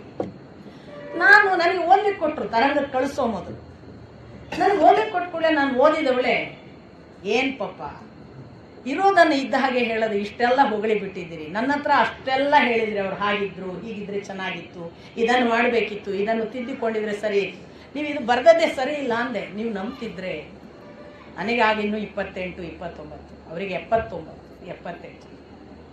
ಅವರ ವಯೋಧರ್ಮದಿಂದ ಮಾತ್ರ ಅಲ್ಲ, ಜ್ಞಾನಧರ್ಮದಿಂದ ಅಥವಾ ಬೇರೆ ಬೇರೆ ಆಯಾಮಗಳಿಂದ ಅವರು ಎಷ್ಟು ಹಿರಿಯರು. ಅವರು ವಿತಿನ್ ನೋ ಟೈಮ್ ಆ ಲೇಖನವನ್ನು ನಾನು ಹಾಗೆ ಹೇಳಿದ ತಕ್ಷಣ ಅದನ್ನು ತಗೊಂಡು ಬರ ಹರಿದು ಕಸದ ಬುಟ್ಟಿಗೆ ಹಾಕಿದ್ರು. ನಂಬಬಹುದಾ? ಏನು ಒಬ್ಬ ದೊಡ್ಡವನ ಪ್ರತಿಕ್ರಿಯೆ, ಒಬ್ಬ ಶಿಷ್ಯ ಅಂತ ಪ್ರೀತಿ ಇದ್ರೆ ಯಾವ ಮಟ್ಟಕ್ಕೆ ಅದನ್ನ ಕೊಂಡಾಡೋದು ಅಂತ. ಅಂದ್ರೆ ದೋಷ ನನ್ನದು ಆಕ್ಚುಲಿ. ಆದ್ರೆ ಅವರು ನನ್ನ ಮಗಳು ಹೀಗೆ ಹೇಳಿದ್ದಾಳಲ್ಲ ಅನ್ನುವುದೇ ಅವರಿಗೆ ಮುಖ್ಯ ಆದ ಹಾಗೆ ಅದು ಇಡೀ ಲೇಖನವನ್ನ ಹೊಸದಾಗಿ ಬರೆದದ್ರಲ್ಲಿ ಎರಡೂ ಕಡೆಯ ಭಾಗವನ್ನ ಇಟ್ಟುಕೊಂಡು ಅವರು ಆ ಬಳಿಕ ಒಂದು ಥರದ ವಸ್ತುನಿಷ್ಠವಾಗಿ ಬರೆದರು. ಎಷ್ಟೋ ಸಂದರ್ಭಗಳಲ್ಲಿ ಹೀಗೆ ನಾನು ಪಾಪ ಇದು ನೀವು ಮಾಡಿದ ಸರಿಯಲ್ಲ ಅಂದಾಗ, ಹೌದಲ್ಲ ಮಗಳೇ, ನನಗೆ ಗೊತ್ತೇ ಆಗಲಿಲ್ಲ, ಎಷ್ಟಂದ್ರೂ ನೀನು ಗೋವಿಂದಾಚಾರ್ಯರ ಮಗಳಲ್ವೇ ಅಂತ ನನ್ನನ್ನು ಕೊಂಡಾಡೋರಪ್ಪ. ಇದು ಈಗ ಅರ್ಥ ಆಗೋದು ನನಗೆ. ಅಬ್ಬಾಬಾಬ, ಇದು ಎಷ್ಟು ಅರ್ಜುನ ಕೃಷ್ಣನ ಮಾತು ನೋಡಿದಾಗ ನನಗೆ, ಇದು ಶಿಷ್ಯರನ್ನ ಯಾವ ಮಟ್ಟಕ್ಕೆ ಪ್ರೀತಿಸಿದ ಪರಿಣಾಮ. ಕೃಷ್ಣನಿಗೆ ಕೋಪ ಬಾರದೇ ಇರಲಿಕ್ಕೆ ಅರ್ಜುನನನ್ನು ಹೇಳ್ತಾನಲ್ಲ, ನನಗೆ ನೀನು ಅತ್ಯಂತ ಪ್ರೀತ್ಯಾಸ್ಪದ, ನನಗೆ ನೀನು ತುಂಬಾ ಇಷ್ಟ, ಆದ್ದರಿಂದ ನಿನಗೆ ನಾನು ಇದನ್ನು ಹೇಳುತ್ತೇನೆ. ಭಗವದ್ಗೀತೆಯ ಮಾತು. ಆ ಕಾರಣಕ್ಕೆ ಬಹುಶಃ ಏನು ಹೇಳಲ್ಲ. ಇಷ್ಟು ಅಂದ್ರೆ ನೀನ್ ಯಾಕೆ ಎದ್ದು ನಿತ್ಯ ಅದನ್ನು ತಡೆದಿ, ನಾನಿಲ್ವಾ ಅಂತ ಕೇಳೋದು, ಹೌದೇನಯ್ಯ ನೀನಿದ್ಯಾ ನೋಡ್ಕೋ ಅನ್ನುವ ಯಾವ ಉತ್ತರವನ್ನಾದ್ರೂ ನಾವು ಸರ್ವೇ ಸಾಮಾನ್ಯವಾಗಿ ಯಾರೇ ಸ್ವತಃ ಹೆತ್ತ ತಂದೆ ತಾಯಿ ಮಾಡ್ತಿದ್ರೇನು, ಹೆತ್ತ ತಂದೆ ತಾಯಿಗಳು ಸಹಿತ ಅಷ್ಟು ದೊಡ್ಡವನಾಗಿದ್ಯಾ ನೋಡ್ಕೋ ಹಾಗಾದ್ರೆ ಅಂತಿದ್ರು ಏನು. ಕೃಷ್ಣ ತಕ್ಷಣ ಹೇಳಿದ, ಅರ್ಜುನ, ನಾನು 4 ರೀತಿಯಿಂದ ಕೆಲಸ ಮಾಡುತ್ತೇನೆ. ಒಂದು, ಈ ಭೂಲೋಕದಲ್ಲಿ ತಪಸ್ವಿಯ ಹಾಗೆ ಬದರಿಯಲ್ಲಿ ನಾರಾಯಣನ ಸ್ವರೂಪದಲ್ಲಿ ಇರುತ್ತೇನೆ. ಎರಡನೆಯದು, ಲೋಕದಲ್ಲಿ ಮನುಷ್ಯರ ಹಾಗೆ ಓಡಾಡಿಕೊಂಡು ಕರ್ಮಗಳನ್ನು ಮಾಡುತ್ತಾ ನಿನ್ನ ನನ್ನ ಹಾಗೆ ಕಾಣಿಸುವ ಮನುಷ್ಯ ರೂಪದ ಶ್ರೀಕೃಷ್ಣನ ಮೂರ್ತಿ. ಇದು ಎರಡನೆಯದು. ಮೂರನೆಯದು, ಜಗತ್ತಿನ ಎಲ್ಲ ಸಂಗತಿಗಳನ್ನು ಸಾಕ್ಷೀಭೂತವಾಗಿ ನೋಡಿಕೊಂಡು ನನ್ನ ಪಾಡಿಗೆ ಇರುವ ಪರಮಾತ್ಮ ಸ್ವರೂಪನಾಗಿಯೂ ನಾನು ಇದ್ದೇನೆ. ಅದು ವಿಟ್ನೆಸ್, ನಾವು ಯಾವುದನ್ನು ಸುಪ್ರೀಂ ಎನರ್ಜಿ ಅಂತ ಹೇಳ್ತೇವೆ, ಅದು ಕೂಡ ಆಗಿ ಇದ್ದೇನೆ. ನಾಲ್ಕನೆಯದ್ದು ಹೇಳ್ತಾನೆ, ಇನ್ನೊಂದು ನನ್ನ 4ನೆಯ ಸ್ವರೂಪ, ಅದು ಅನೇಕ ಬಾರಿ ಅನೇಕರಿಗೆ ಗೊತ್ತಾದರುಂಟು, ಗೊತ್ತಾದರೆ ಇಲ್ಲ. ನಾವು ಎಷ್ಟೋ ಸಾರಿ ದೇವರು ಹೇಗೆ ಬಂದರೂ ನಮ್ಗೆ ಗೊತ್ತಾಗಲ್ಲ ಅಲ್ವಾ. ಆದ್ರಿಂದ ಕೃಷ್ಣ ಹೇಳ್ತಾನೆ, 4ನೆಯದ್ದು ಸಮುದ್ರದಲ್ಲಿ ಯಾವ ಕಾಲಕ್ಕೂ ಜಗತ್ತಿನ ಯಾವ ಸಂಗತಿಗಳು ನನಗೆ ಸಂಬಂಧವಿಲ್ಲದಂತೆ ನಿದ್ರೆ ಮಾಡುವ ಒಂದು ಸ್ವರೂಪ. ಪ್ರಳಯ ಕಾಲಕ್ಕಾಗುವಾಗ ಮತ್ತೆ 7 ಅಂಥ 4 ಸ್ವರೂಪಗಳಲ್ಲಿ ನಾನು ಕೆಲಸ ಮಾಡುತ್ತೇನೆ. ಹಿಂದೊಮ್ಮೆ ನನ್ನ ಇಂಥ ಯಾವ ಸಮುದ್ರದಲ್ಲಿ ನಿದ್ರಿಸಿದ ಸ್ವರೂಪ ಇದೆಯಲ್ಲ, ಅಂಥ ಸ್ವರೂಪದಲ್ಲಿ ಅಂದರೆ ಪ್ರಳಯ ಕಾಲದಲ್ಲಿ, ಅದೇ ವರಾಹ ಅವತಾರ ಅಂತ ಬೇರೆ ಪುರಾಣ ಓದಿದಾಗ ಗೊತ್ತಾಗುತ್ತೆ. ವರಾಹ ಅವತಾರನಾಗಿ ಭಗವಂತ ಬಂದು ಭೂಮಿಯನ್ನು ಮತ್ತೆ ಸ್ಥಾಪಿಸಿದನಲ್ಲ ಪ್ರಳಯದ ಸಂದರ್ಭದಲ್ಲಿ, ಆಗಲೇ ಈ ಭೂಮಿ ತಾಯಿ ನನಗೆ ಮಗನನ್ನು ಕೊಡು ಅಂತ ಕೇಳಿಕೊಂಡ್ಲು ಅಂತ ಬೇರೆ ಪುರಾಣದಲ್ಲಿ ಗೊತ್ತಾಗುತ್ತೆ. ಹಾಗೆ ನರಕಾಸುರ ಹುಟ್ಟಿದ್ದು ವರಾಹನ ಅನುಗ್ರಹದಿಂದ ಭೂಮಿಗೆ ಅಂತ. ಇದು ಕನೆಕ್ಷನ್ ಆಗೋದು ಬೇರೆ ಪುರಾಣಗಳಲ್ಲಿ. ನೀವು ಬ್ರಹ್ಮ ಪುರಾಣವನ್ನು ಏನು ಅಲ್ಲಿ ಇದೆ ಅದು ಕಥೆ. ಇಲ್ಲಿ ಇವನು ಹೇಳ್ತಾನೆ, ನಾನು ಯಾವ ಸಮುದ್ರದಲ್ಲಿ ಪ್ರಳಯ ಕಾಲಕ್ಕೆ ಎಚ್ಚರಾಗುವ ಒಂದು ಸ್ಥಿತಿಯಲ್ಲಿ ಇದ್ದೇನಲ್ಲ, ಆ ಸ್ವರೂಪದಲ್ಲಿ ನನ್ನನ್ನು ಭೂಮಿ ಒಂದು ಸಾರಿ ಬೇಡಿಕೊಂಡಳು. ಅವಳು ತನ್ನ ಮಗನಿಗಾಗಿ, ಬರೇ ಅನುಗ್ರಹ ಮಗನದ್ದು ಕೇಳಲಿಲ್ಲ ಅಂತ ಕಾಣಿಸುತ್ತೆ. ಇಲ್ಲಿ ನೋಡಿದರೆ ತನ್ನ ಮಗನಿಗಾಗಿ ಮಗನನ್ನು ಖಾಯಂ ರಕ್ಷಿಸುವಂತೆ ವೈಷ್ಣವಾಸ್ತ್ರವನ್ನು ಕೇಳಿದ್ದಳು. ಆ ವೈಷ್ಣವಾಸ್ತ್ರವನ್ನು ನಾನು ಅನುಗ್ರಹಿಸಿ ಹೇಳಿದ್ದೆ, ಇದನ್ನು ಸಾಕ್ಷಾತ್ ಇಂದ್ರ ರುದ್ರರು ಕೂಡ ತಡೆಯಲಾರರು. ಅಂಥ ವೈಷ್ಣವಾಸ್ತ್ರವನ್ನು ಪಡೆದದ್ದರಿಂದಲೇ ನರಕಾಸುರನನ್ನು ಯಾರೂ ಕೊಲ್ಲಲಿಕ್ಕೆ ಸಾಧ್ಯವಾಗಲಿಲ್ಲ. ನಾನು ಲೋಕ ಕಲ್ಯಾಣದ ಕಾರಣವಾಗಿ ನಾನೇ ಹೋಗಬೇಕಾಯಿತು. ಹಾಗೆ ನಾನು ನರಕಾಸುರನನ್ನು ವಧೆ ಮಾಡಿದ ಬಳಿಕ ಆ ವೈಷ್ಣವಾಸ್ತ್ರವನ್ನು ಅವನು ಭಗದತ್ತನಿಗೆ ಕೊಟ್ಟಿದ್ದ. ಆದ್ದರಿಂದಲೇ ಭಗದತ್ತನನ್ನು ಇಷ್ಟು ಹೊತ್ತು ಯಾವ ಪಾಂಡವರಿಗೂ ಗೆಲ್ಲುವುದು ಸಾಧ್ಯವಾಗಲಿಲ್ಲ. ಅವನು ವೈಷ್ಣವಾಸ್ತ್ರ ಇರುವವರೆಗೆ ಅವಧ್ಯ. ಈಗ ಆ ವೈಷ್ಣವಾಸ್ತ್ರವನ್ನು ನಾನು ತಡೆಯದಿದ್ದರೆ ಅದು ನಿನ್ನನ್ನೂ ವಧಿಸುತ್ತಿತ್ತು. ಆದ್ದರಿಂದ ನಾನು ಆ ವೈಷ್ಣವಾಸ್ತ್ರಕ್ಕೆ ವಕ್ಷಸ್ಥಲವನ್ನು ಕೊಟ್ಟು, ನೋಡಿ ಅದು ಮತ್ತೆ ತನಗೆ ಹಾರ ಮಾಡಿಕೊಂಡ, ಅದು ಬೇರೆ ಅವನ ಲೀಲೆ. ಸೊ ವೈಜಯಂತಿ ಮಾಲೆಯಾಗಿ ಅದನ್ನು ಪರಿವರ್ತಿಸಿ ಮುಂದಿನ ಕೆಲಸ. ಈಗ ಭಗದತ್ತ ದುರ್ಬಲನಾಗಿದ್ದಾನೆ, ಅವನ ಬಳಿ ವೈಷ್ಣವಾಸ್ತ್ರವಿಲ್ಲ. ಆನೆಯ ಕವಚವನ್ನು ಕತ್ತರಿಸಿದ್ದಿ, ಇದು ಈಗ ಯುದ್ಧಕ್ಕೆ ಒಳ್ಳೆಯ ಸಮಯ ಅಂತ ಹೇಳಿ ಭಾರಿ ಇಂಟ್ರೆಸ್ಟಿಂಗ್.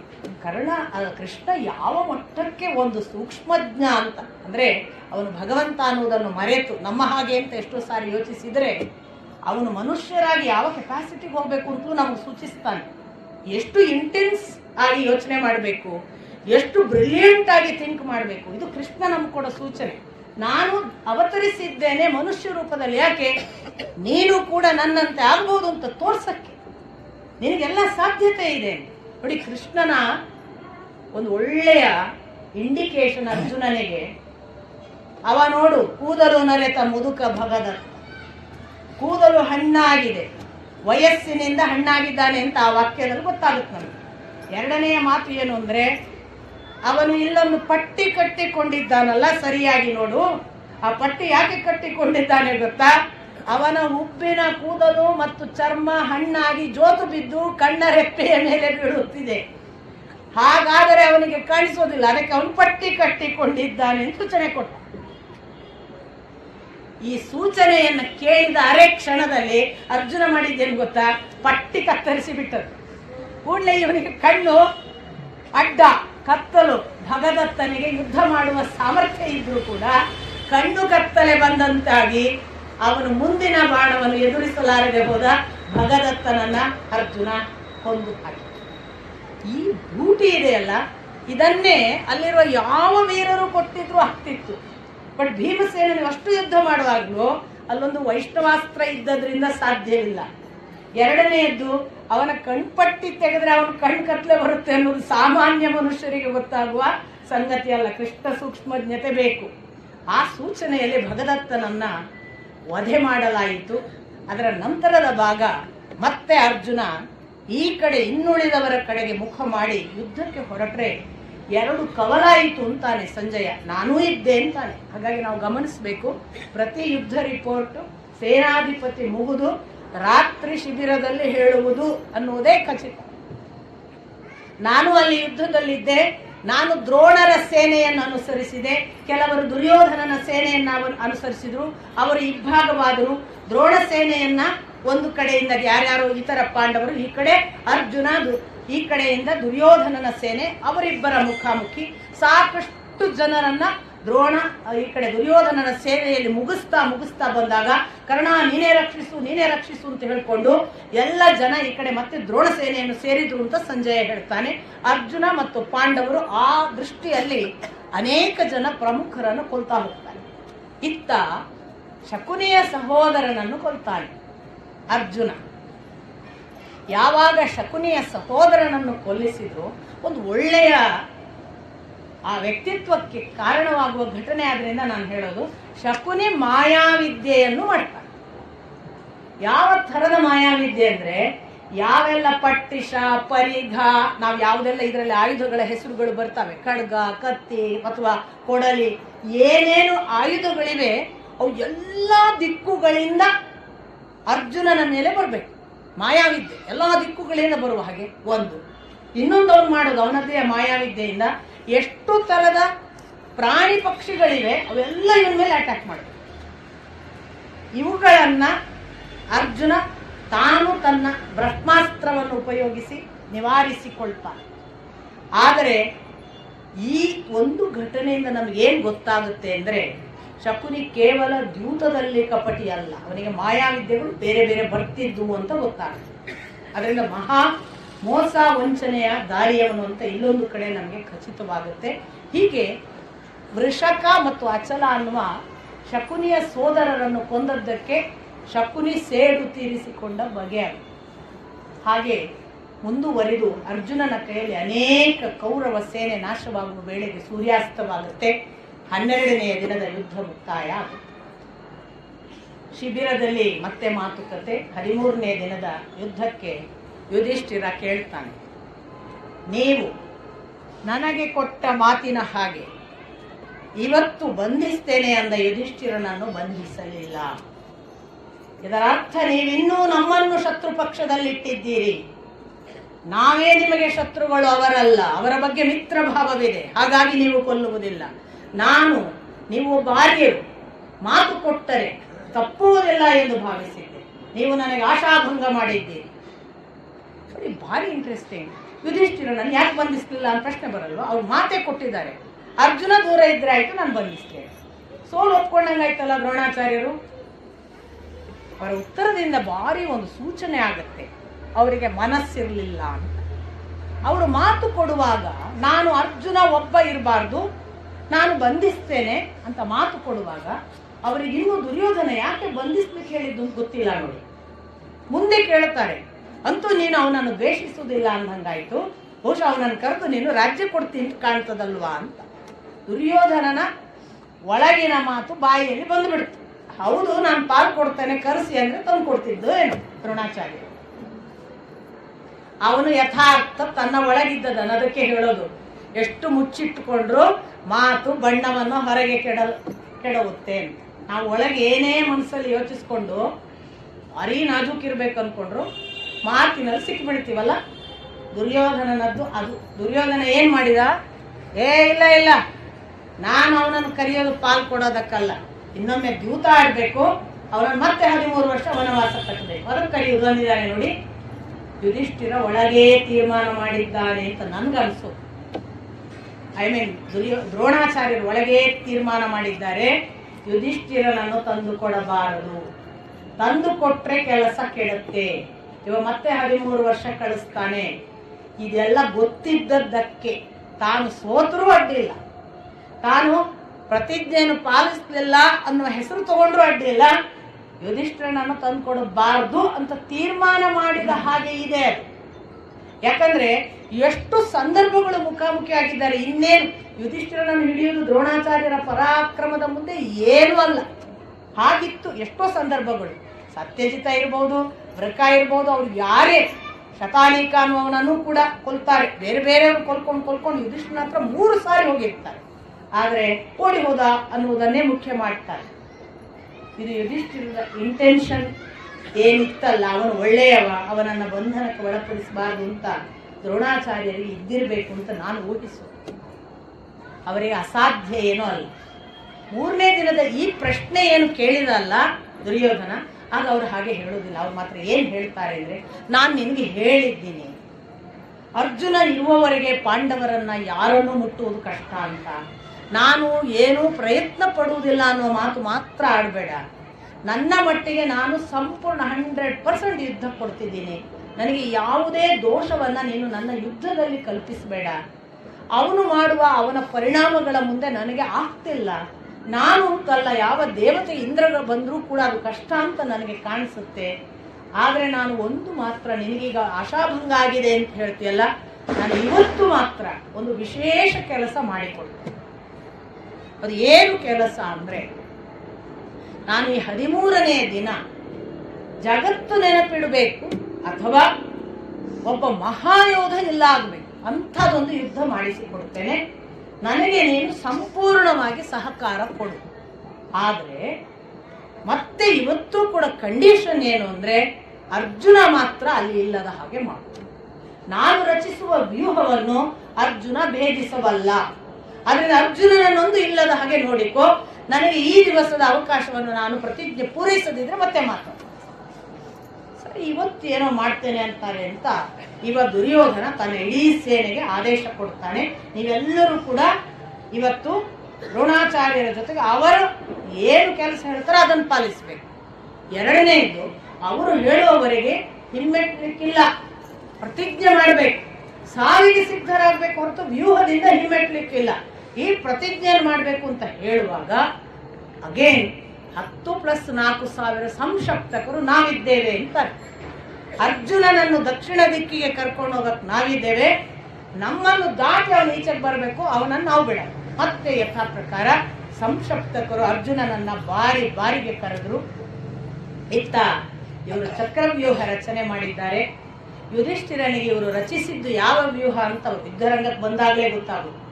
ಯುದ್ಧರಂಗಕ್ಕೆ ಬಂದು ನೋಡ್ತಾನೆ, ಓಹೋ, ಇವರ ಚಕ್ರವ್ಯೂಹವನ್ನು ನಾವೀಗ ಭೇದಿಸಬೇಕು ಅಂತ ಗಮನಿಸಿ ಅವರು ತಕ್ಷಣ ತಾವು ಎಷ್ಟು ಅಲ್ಲಿ ಹೇಗೆ ನಿಂತಿದ್ದಾರೆ ಅನ್ನೋದೆಲ್ಲ ಉಲ್ಲೇಖ ಇದೆ. ದ್ರೋಣಾಚಾರ್ಯರು ಅಗ್ರಭಾಗದಲ್ಲಿ ಸಾಥು ಕೊಡೋದಕ್ಕೆ ಜಯದ್ರಥ, ಅವನ ಪಕ್ಕದಲ್ಲಿ ಅಷ್ಟೂ ಜನ ಅಶ್ವತ್ಥಾಮ ಮತ್ತು ಧೃತರಾಷ್ಟ್ರ ಪುತ್ರರು, ಈಚೆ ಕಡೆಗೆ ಭೂರಿಶ್ರವಸ, ಅಲ್ಲಿ ಪಕ್ಕಕ್ಕೆ ದುರ್ಯೋಧನ ಮೊದಲಾದವರು, ಅವರು ಎಲ್ಲರೂ ಅಗ್ರಭಾಗದಲ್ಲಿ ನಿಂತಿದ್ದಾರೆ.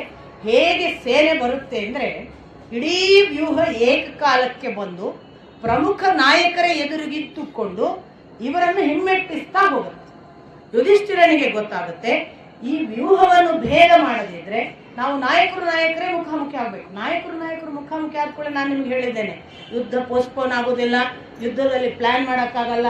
ಸ್ಟ್ರಾಟಜಿಗಳನ್ನೆಲ್ಲ ಪ್ಲಾನ್ ಮಾಡಿದ್ರೆ ಅವರು ಸೇನೆಗಳು ಯುದ್ಧ ಮಾಡುವಾಗ ಇದು ಯಾವುದೂ ಸಾಧ್ಯ ಆಗುದಿಲ್ಲ ಅಂತ ಗೊತ್ತಾದಾಗ ಯುಧಿಷ್ಠಿರ, ಈ ಸೇನೆ ನಮ್ಮನ್ನು ಇವತ್ತು ಹಿಮ್ಮೆಟ್ಟಿಸಿ ಮುಗಿಸಿ ಬಿಡ್ತದೆ, ನಾವು ವ್ಯೂಹ ಭೇದಿಸುವುದೊಂದೇ ಗತಿ. ಆದರೆ ಅವನಿಗೆ ಗೊತ್ತಿರುತ್ತೆ ನಾವು ಯಾರು ಈ ವ್ಯೂಹ ಭೇದಿಸಲಿಕ್ಕೆ ಸಾಧ್ಯ.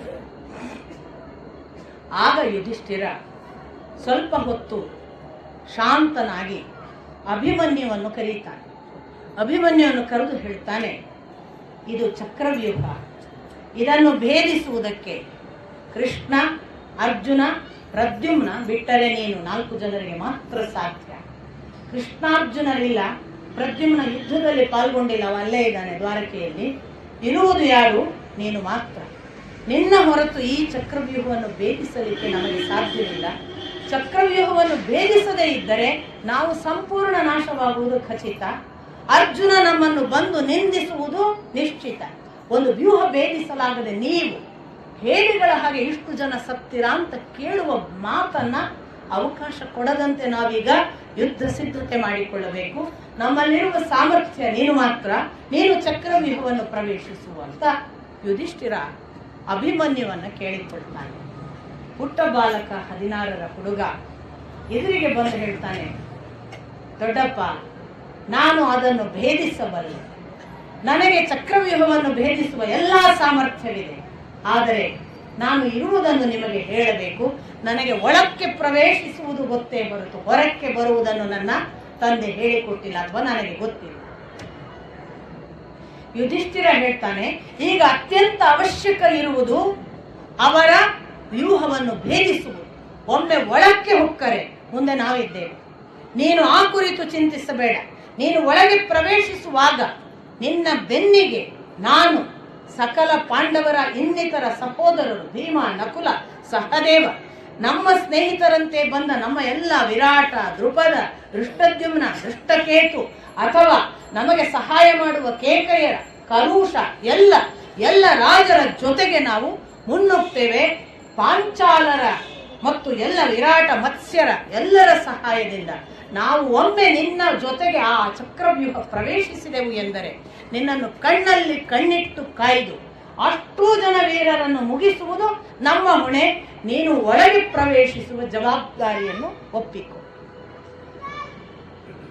ಅಭಿಮನ್ಯು ಹೇಳ್ತಾನೆ, ನಾನು ಒಂದರೆ ಕ್ಷಣ ಇದರಲ್ಲಿ ಹಿಂದೆ ಸರಿಯುವುದಿಲ್ಲ. ನಾನು ಸುಭದ್ರೆಗೆ ಹುಟ್ಟಿದ ಮಗನು ಹೌದೆಂದಾಗಲಿ, ಅರ್ಜುನನ ಪುತ್ರನೆನ್ನುವುದು ಹೌದೆನ್ನುವುದಾಗಲಿ ನಾನು ಅದನ್ನು ಪ್ರವೇಶಿಸಿಯೇ ತೀರುತ್ತೇನೆ. ನಮ್ಮ ತಂದೆ ಮತ್ತು ತಾಯಿ ನನ್ನ ಕುರಿತು ಹೆಮ್ಮೆ ಪಡುವ ಹಾಗೆ ನಾನು ವರ್ತಿಸುತ್ತೇನೆ. ಸಾಕ್ಷಾತ್ ಸೋದರ ಮಾವ ಕೃಷ್ಣ ಕೂಡ ನನ್ನ ಬಗ್ಗೆ ಸಂತೋಷ ಪಡಬೇಕು, ಹಾಗೆ ನಾನು ಅದನ್ನು ಪ್ರವೇಶಿಸುತ್ತೇನೆ. ನೀವು ನಿಶ್ಚಿಂತೆಯಿಂದ ಇರಿ ಅಂತ ಹೇಳಿ ಮುಂದೆ ಅವನು ಬಳಸುವ ಉಪಮೆ ನೋಡಿ. ಪತಂಗದ ಹುಳುವೊಂದು ಕೋಪಗೊಂಡು ಅಗ್ನಿಯನ್ನು ಪ್ರವೇಶಿಸಿದಂತೆ ನಾನು ಆ ಯಜ್ಞ ಕಾರ್ಯವನ್ನ ಮಾಡುವಂತೆ ಆ ಚಕ್ರವ್ಯೂಹ ಪ್ರವೇಶಿಸುತ್ತೇನೆ. ಅವನಿಗೆ ಒಳಗೆ ಗೊತ್ತಿತ್ತು, ನಾನು ಎಷ್ಟು ಸಿಟ್ಟು ಮಾಡಿ ಹೋದರೂ ನಾನೊಂದು ಪತಂಗದ ಹುಳ, ಅದು ಒಂದು ದೊಡ್ಡ ಅಗ್ನಿಕುಂಡ. ಆ ಮಾತು ಸೂಚಿಸುತ್ತೆ. ಅಷ್ಟು ಹೇಳಿ ಹೊರಡು ಅಂತ ಸೂತನಿಗೆ ಹೇಳ್ತಾನೆ. ಹೊರಡು, ರಥವನ್ನು ಚಕ್ರವ್ಯೂಹದ ಕಡೆಗೆ ಕರೆದುಕೊಂಡು ಹೋಗು. ಸೂತ ಎಚ್ಚರಿಸ್ತಾನೆ, ಬೇಡ ಅಭಿಮನ್ಯು, ನಿನಗೆ ಒಳಗೆ ಪ್ರವೇಶಿಸುವುದು ಮಾತ್ರ ಗೊತ್ತಿದೆ. ಅವರ ಕುತಂತ್ರಗಳು ಏನಿವೆಯೋ ಒಳಕ್ಕೆ ಹೋಗಿ ಹೊರಗೆ ಬರಲಿಕ್ಕೆ ನಿನ್ನಿಂದ ಸಾಧ್ಯವಿಲ್ಲ. ಯೋಚನೆ ಮಾಡು. ನಾನು ಹೇಳಿದ್ದೇನೆ, ನೀನು ರಥವನ್ನು ಹೊಡೆ ಅಂತ. ಆ ರಥವನ್ನ ಸೂತ ಹೊಡಿತಾನೆ. ಅಭಿಮನ್ಯು ಚಕ್ರವ್ಯೂಹದ ಒಳಗೆ ಹೋಗ್ತಾನೆ. ಕಥೆಯನ್ನ ಧೃತರಾಷ್ಟ್ರ ಕೇಳ್ತಾ ಇದ್ದಾನೆ. ಸಂಜಯ ಇದ್ದಕ್ಕಿದ್ದ ಹಾಗೆ ಅಭಿಮನ್ಯು ಚಕ್ರವ್ಯೂಹವನ್ನು ಭೇದಿಸಿ ಒಳಕ್ಕೆ ಹೋದರೆ ಅಲ್ಲಿ ಎದುರಿಗೆ ಹೋಗುವ ಹೊತ್ತಿಗೆ ಆ ಬಾಗಿಲನ್ನ ಭೇದಿಸುವ ಸಂದರ್ಭದಲ್ಲಿ ವಿಕಟ ಅಟ್ಟಹಾಸದ ನಗು. ಎಲ್ಲ ವೀರ ಯೋಧರು, ಕೌರವ ಸೈನಿಕರು, ಬಾ ಬಾ ನನ್ನ ಜೊತೆ ಬಾ, ನನ್ನ ಜೊತೆಗೆ ಯುದ್ಧ ಮಾಡು, ನಿನ್ನ ಸಾವು ನಿಶ್ಚಿತ.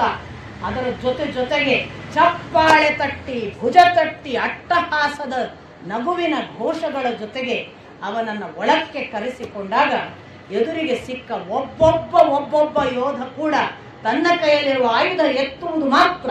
ಎತ್ತಿದ ಅರೆಕ್ಷಣದಲ್ಲಿ ತೋಳು ಕೆಳಗೆ, ಹೊಡೆಯಬೇಕು ಅಂತ ಎತ್ತಿದ ಆಯುಧ ಕತ್ತರಿಸಿ ಕೆಳಗೆ, ತಲೆ ಎತ್ತಿ ಇನ್ನೇನು ಬಿಲ್ಲು ತೆಗೆಯಬೇಕು ಅನ್ನುವುದರೊಳಗಾಗಿ ತಲೆ ಕತ್ತರಿಸಿ ಕೆಳಗೆ. ಅವರು ಹೊರಟ ಒಂದೊಂದು ದಾರಿಯಲ್ಲಿ ಯಾರು ಸಿಕ್ತಿದ್ದಾರೆ ಅಭಿಮನ್ಯು ಅವರನ್ನು ಅಷ್ಟು ಜನರನ್ನು ಕತ್ತರಿಸ್ತಾ ಕೊಚ್ಚಿ ಹಾಕ್ತಾ ರಥ, ಆ ಕುದುರೆ, ಆನೆ, ಅಲ್ಲಿಯ ರಥಿಕ, ಅಲ್ಲಿ ಬಂದಂತಹ ಯೋಧ ಸಕಲರನ್ನು ಕೊಚ್ಚಿ ಇಡೀ ರಣಾಂಗಣ ಹೆಣದ ರಾಶಿ, ರಥದ ತುಕುಡಿಗಳು, ಬಿದ್ದ ಕುದುರೆಗಳ ರಾಶಿ, ಅಲ್ಲಿ ಬಿದ್ದಂತಹ ಅನೇಕ ಆನೆಗಳ ರಾಶಿ, ಎಲ್ಲ ಭೀಕರವಾಗಿ ಸೈನಿಕರನ್ನ ಕೊಚ್ಚಿ ಹಾಕುವ ಅವನ ಸಾಮರ್ಥ್ಯ ನೋಡಿ ಹಿಮ್ಮೆಟ್ಟುವ ಒಂದೇ ದಾರಿ ಅಂತ ಹೇಳಿ ಅಷ್ಟೂ ಜನ ಸೈನಿಕರು ಈ ಅಭಿಮನ್ಯುವನ್ನು ನಾವು ಎದುರಿಸಲಾರೆ ಅಂತ ಹಿಮ್ಮೆಟ್ಟಲಿಕ್ಕೆ ಶುರು ಮಾಡ್ತಾರೆ. ಇದ್ದಕ್ಕಿದ್ದ ಹಾಗೆ ದುರ್ಯೋಧನ ಹೇಳ್ತಾನೆ, ಇದು ಸರಿಯಾದ ಮಾರ್ಗವಲ್ಲ, ನೀವೇನು ಪ್ರತಿಜ್ಞೆ ಮಾಡಿದ್ದೀರಿ, ಹಿಮ್ಮೆಟ್ಟಬೇಡಿ, ನಾನಿದ್ದೇನೆ. ದುರ್ಯೋಧನ ಮುನ್ನುಗ್ತಾನೆ.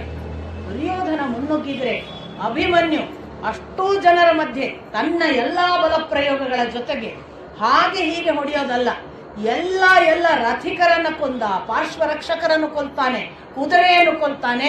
ದುರ್ಯೋಧನ ಗಾಯಗೊಂಡು ಓಡಿ ಹೋಗಬೇಕು ಅನ್ನುವ ಸ್ಥಿತಿ ತಲುಪುವಾಗ ದ್ರೋಣಾಚಾರ್ಯರು ಹೇಳ್ತಾರೆ, ಹಾಗೆ ದುರ್ಯೋಧನನನ್ನು ಒಬ್ಬನನ್ನೇ ಬಿಡಬೇಡಿ ಅಭಿಮನ್ಯುವಿನ ಮುಂದೆ. ದುರ್ಯೋಧನನ ಎಲ್ಲ ರಕ್ಷಣೆ ನಿಮ್ಮ ಹೊಣೆ, ಏನು ಆಗಬಹುದು ಮುನ್ನುಗ್ಗಿ. ಆಗ ಕರ್ಣ ಬರ್ತಾನೆ, ಅಶ್ವತ್ಥಾಮ, ಶಲ್ಯ, ಪ್ರತಿ ಒಬ್ರು ಒಬ್ಬೊಬ್ಬರಾಗಿ ಈ ಅಭಿಮನ್ಯುವಿಗೆ ಮುಖಾಮುಖಿ. ಒಂದು ಸಾರಿ ದುರ್ಯೋಧನ ಸೋತು ಪಲಾಯನ ಮಾಡುವ ಹಾಗೆ ರಥದಿಂದ ಬಿದ್ದವನು ವಾಪಸ್ ಹೋಗುವಾಗ ಕರ್ಣ ಬಂದ. ಕರ್ಣನಿಗೆ ಮುಖಾಮುಖಿ ಆದ್ರೆ ಒಂದು ಅರೆಕ್ಷಣ ಕರ್ಣನಿಗೆ ಎದುರಿಸ್ಲಿಕ್ಕೆ ಸಾಧ್ಯ ಇಲ್ಲ ಅನ್ನುವ ಹಾಗೆ ನಾನಿದ್ದೇನೆ ಅಂತ ಬಂದಿದ್ದಾನೆ. ಅವನು ಹಿಮ್ಮೆಡ್ತಾನೆ. ಶಲ್ಯ ಬರ್ತಾನೆ. ಶಲ್ಯನನ್ನು ಆ ಪರಿ ಕಾಡ್ತಾನೆ ಅಭಿಮನ್ಯು. ಅಭಿಮನ್ಯುವಿನ ಮುಂದೆ ಶಲ್ಯ ಕೂಡ ನಿರಾಯುಧನಾಗಿ ತಾನು ಹೊರಟು ಹೋಗ್ತಾನೆ. ಅರೆ, ಇದೇನಿದು, ನಮ್ಮ ಸೈನ್ಯದಲ್ಲಿ ಇವರನ್ನು ಯಾರೂ ಹೋರಾಡುವವರಿಲ್ವಾ ಅನ್ನುವ ಹಾಗೆ ಒಂದು ಸಾರಿ ಕಕ್ಕಾವಿಕ್ಕಿಯಾದಾಗ ದುಶ್ಯಾಸನ ಬಂದು ದುರ್ಯೋಧನನಿಗೆ ಹೇಳ್ತಾನೆ, ನಾನಿದ್ದೇನೆ ಅಣ್ಣ, ಅವನನ್ನ ನಾನು ಇವತ್ತು ಯಮಾಲಯಕ್ಕೆ ಕಳುಹಿಸಿ ಬಿಡ್ತೇನೆ. ಯಾರು ಒಬ್ಬ ಸತ್ತರೆ ಅರ್ಜುನ ಕೃಷ್ಣರೂ ಪ್ರೇತರಾಗಿ ಬಿಡ್ತಾರೋ, ಅಂದ್ರೆ ಅವ್ರು ಹೇಳೋದು ಹೇಗೆ ಅಂದ್ರೆ, ದುಶ್ಯಾಸನನ ಯೋಚನೆ ನೋಡಿ, ಒಮ್ಮೆ ಅಭಿಮನ್ಯುವನ್ನು ಕೊಂದ್ರೆ ಅರ್ಜುನ ಬದುಕಲ್ಲ, ಸತ್ಯ ಹೋಗ್ತಾನೆ. ಅವ ಸತ್ರ ಕೃಷ್ಣ ಯಾಕೆ ಉಳಿತಾನೆ? ಕೃಷ್ಣಾರ್ಜುನನಿಲ್ಲದ್ರೆ ಪಾಂಡವರು ಸಾಯ್ತಾರೆ. ಈಸಿ ಆಗ್ಬಿಡ್ತು ದುಶ್ಯಾಸನ ಹೇಳೋದು. ನಾನೀಗ ಅಷ್ಟೂ ಜನರನ್ನು ಕೊಂದ ಹಾಗೆ ಇವನನ್ನು ಕೊಂದರೆ ಆ ಮೂಲಕ ನಿನಗೆ ಶತ್ರು ನಿರ್ಮೂಲನ ಮಾಡ್ತೇನೆ, ನಾನು ಅಭಿಮನ್ಯುವನ್ನು ಬಿಡಲ್ಲ ಅಂತ ಮುನ್ನುಗ್ತಾನೆ. ಬಾ ಬಾ, ಇವಾಗ ಕರೆಯೋದು ಅಭಿಮನ್ಯು, ಬಂದ್ಯಾ ಬಾ, ನೀನು ಬರಬೇಕು, ಏನೆಲ್ಲ ಮಾಡಿದ್ದಿ ನೆನಪಿಟ್ಟುಕೋ. ಹೌದಲ್ಲ, ಇಡೀ ಪುನರಾವರ್ತನೆ ಮಾಡಿ ನೆನಪಿಸ್ತಾನೆ. ಅಂದು ನೀನು ದ್ರೌಪದಿಯನ್ನು ಸೆಳೆದವನು, ನಮ್ಮ ದೊಡ್ಡಪ್ಪ ಭೀಮನನ್ನು ಅವಮಾನಿಸಿದವನು, ನೀನು ಏನೆಲ್ಲ ಮಾಡಿದ್ದಿ ಅದರ ಅಷ್ಟೂ ಪ್ರತಿಫಲವನ್ನು ಈಗ ನನ್ನ ಮುಂದೆ ಅನುಭವಿಸು. ನೀನು ಒಂದು ವೇಳೆ ಓಡಿ ಹೋದರೆ ಮಾತ್ರ ಬದುಕುವುದು, ನಿತ್ಯಾದರೆ ನಿನ್ನ ಸಾವು ನಿಶ್ಚಿತ ಅಂತ ಹೊಡೆದಾಟ ಪ್ರಾರಂಭ ಮಾಡ್ತಾನೆ. ದುಶ್ಯಾಸನನ ಜೊತೆಗೆ ಎಲ್ಲ ರೀತಿಯ ಹೊಡೆದಾಟ ಆಗಿ ದುಶ್ಯಾಸನನ ಕುತ್ತಿಗೆಗೆ ಇವನ ಬಾಣ ತಗುಲಿ ಮೂರ್ಛಿತನಾಗಿ ದುಶ್ಯಾಸನ ಓಡಿ ಹೋಗ್ಬೇಕಾಗುತ್ತೆ. ಆ ಪರಿ ಅಭಿಮನ್ಯುವಿನ ಹೋರಾಟ. ಅಷ್ಟಾಗುವಾಗ ದುಶ್ಯಾಸನನ ಮಗ ಬರ್ತಾನೆ. ಆ ಮಗನನ್ನು ಇವನು ಹೋರಾಟ ಮಾಡಿ ಕೊಲ್ಲುವವನಿದ್ದಾಗ ಅವನು ಓಡಿ ಹೋಗ್ತಾನೆ. ಲಕ್ಷ್ಮಣ ಬರ್ತಾನೆ. ಲಕ್ಷ್ಮಣ ಬಂದ್ರೆ ಅದು ದುರ್ಯೋಧನನ ರಕ್ಷಣೆಗೆ ಬಂದ ಹಾಗೆ ಬಂದಿರ್ತಾನೆ. ಲಕ್ಷ್ಮಣನನ್ನು ಹೊಡೆದು ಅವನನ್ನು ಎಲ್ಲವಾಗಿಸುವ ಸ್ಥಿತಿ ಬರುತ್ತೆ. ಇಷ್ಟಾಗುವಾಗ ಧೃತರಾಷ್ಟ್ರ ಕೇಳ್ತಾನೆ, ಪುಟ್ಟ ಬಾಲಕ ಒಬ್ಬನೇ, ಅಷ್ಟು ಜನ ವೀರರ ಹೆಸರು ಹೇಳಿ ಹೇಳಿ ನೀನು ನನಗೆ ಅವರು ಸೋತರು, ಇವರು ಪರಾಜಿತರಾದರು, ಅವರು ಓಡಿ ಹೋದರು, ಅವನು ಗೆದ್ದ, ಅವನೊಬ್ಬನೇ ಗೆದ್ದ ಅನ್ನುತ್ತಿ. ನನ್ನ ಒಂದು ಕಡೆ ನಾಚಿಕೆಯಾಗುತ್ತಿದೆ, ಇನ್ನೊಂದು ಕಡೆಗೆ ಪರಮ ಸಂತೋಷವಾಗುತ್ತಿದೆ. ಯಾಕೆ ಗೊತ್ತಾ?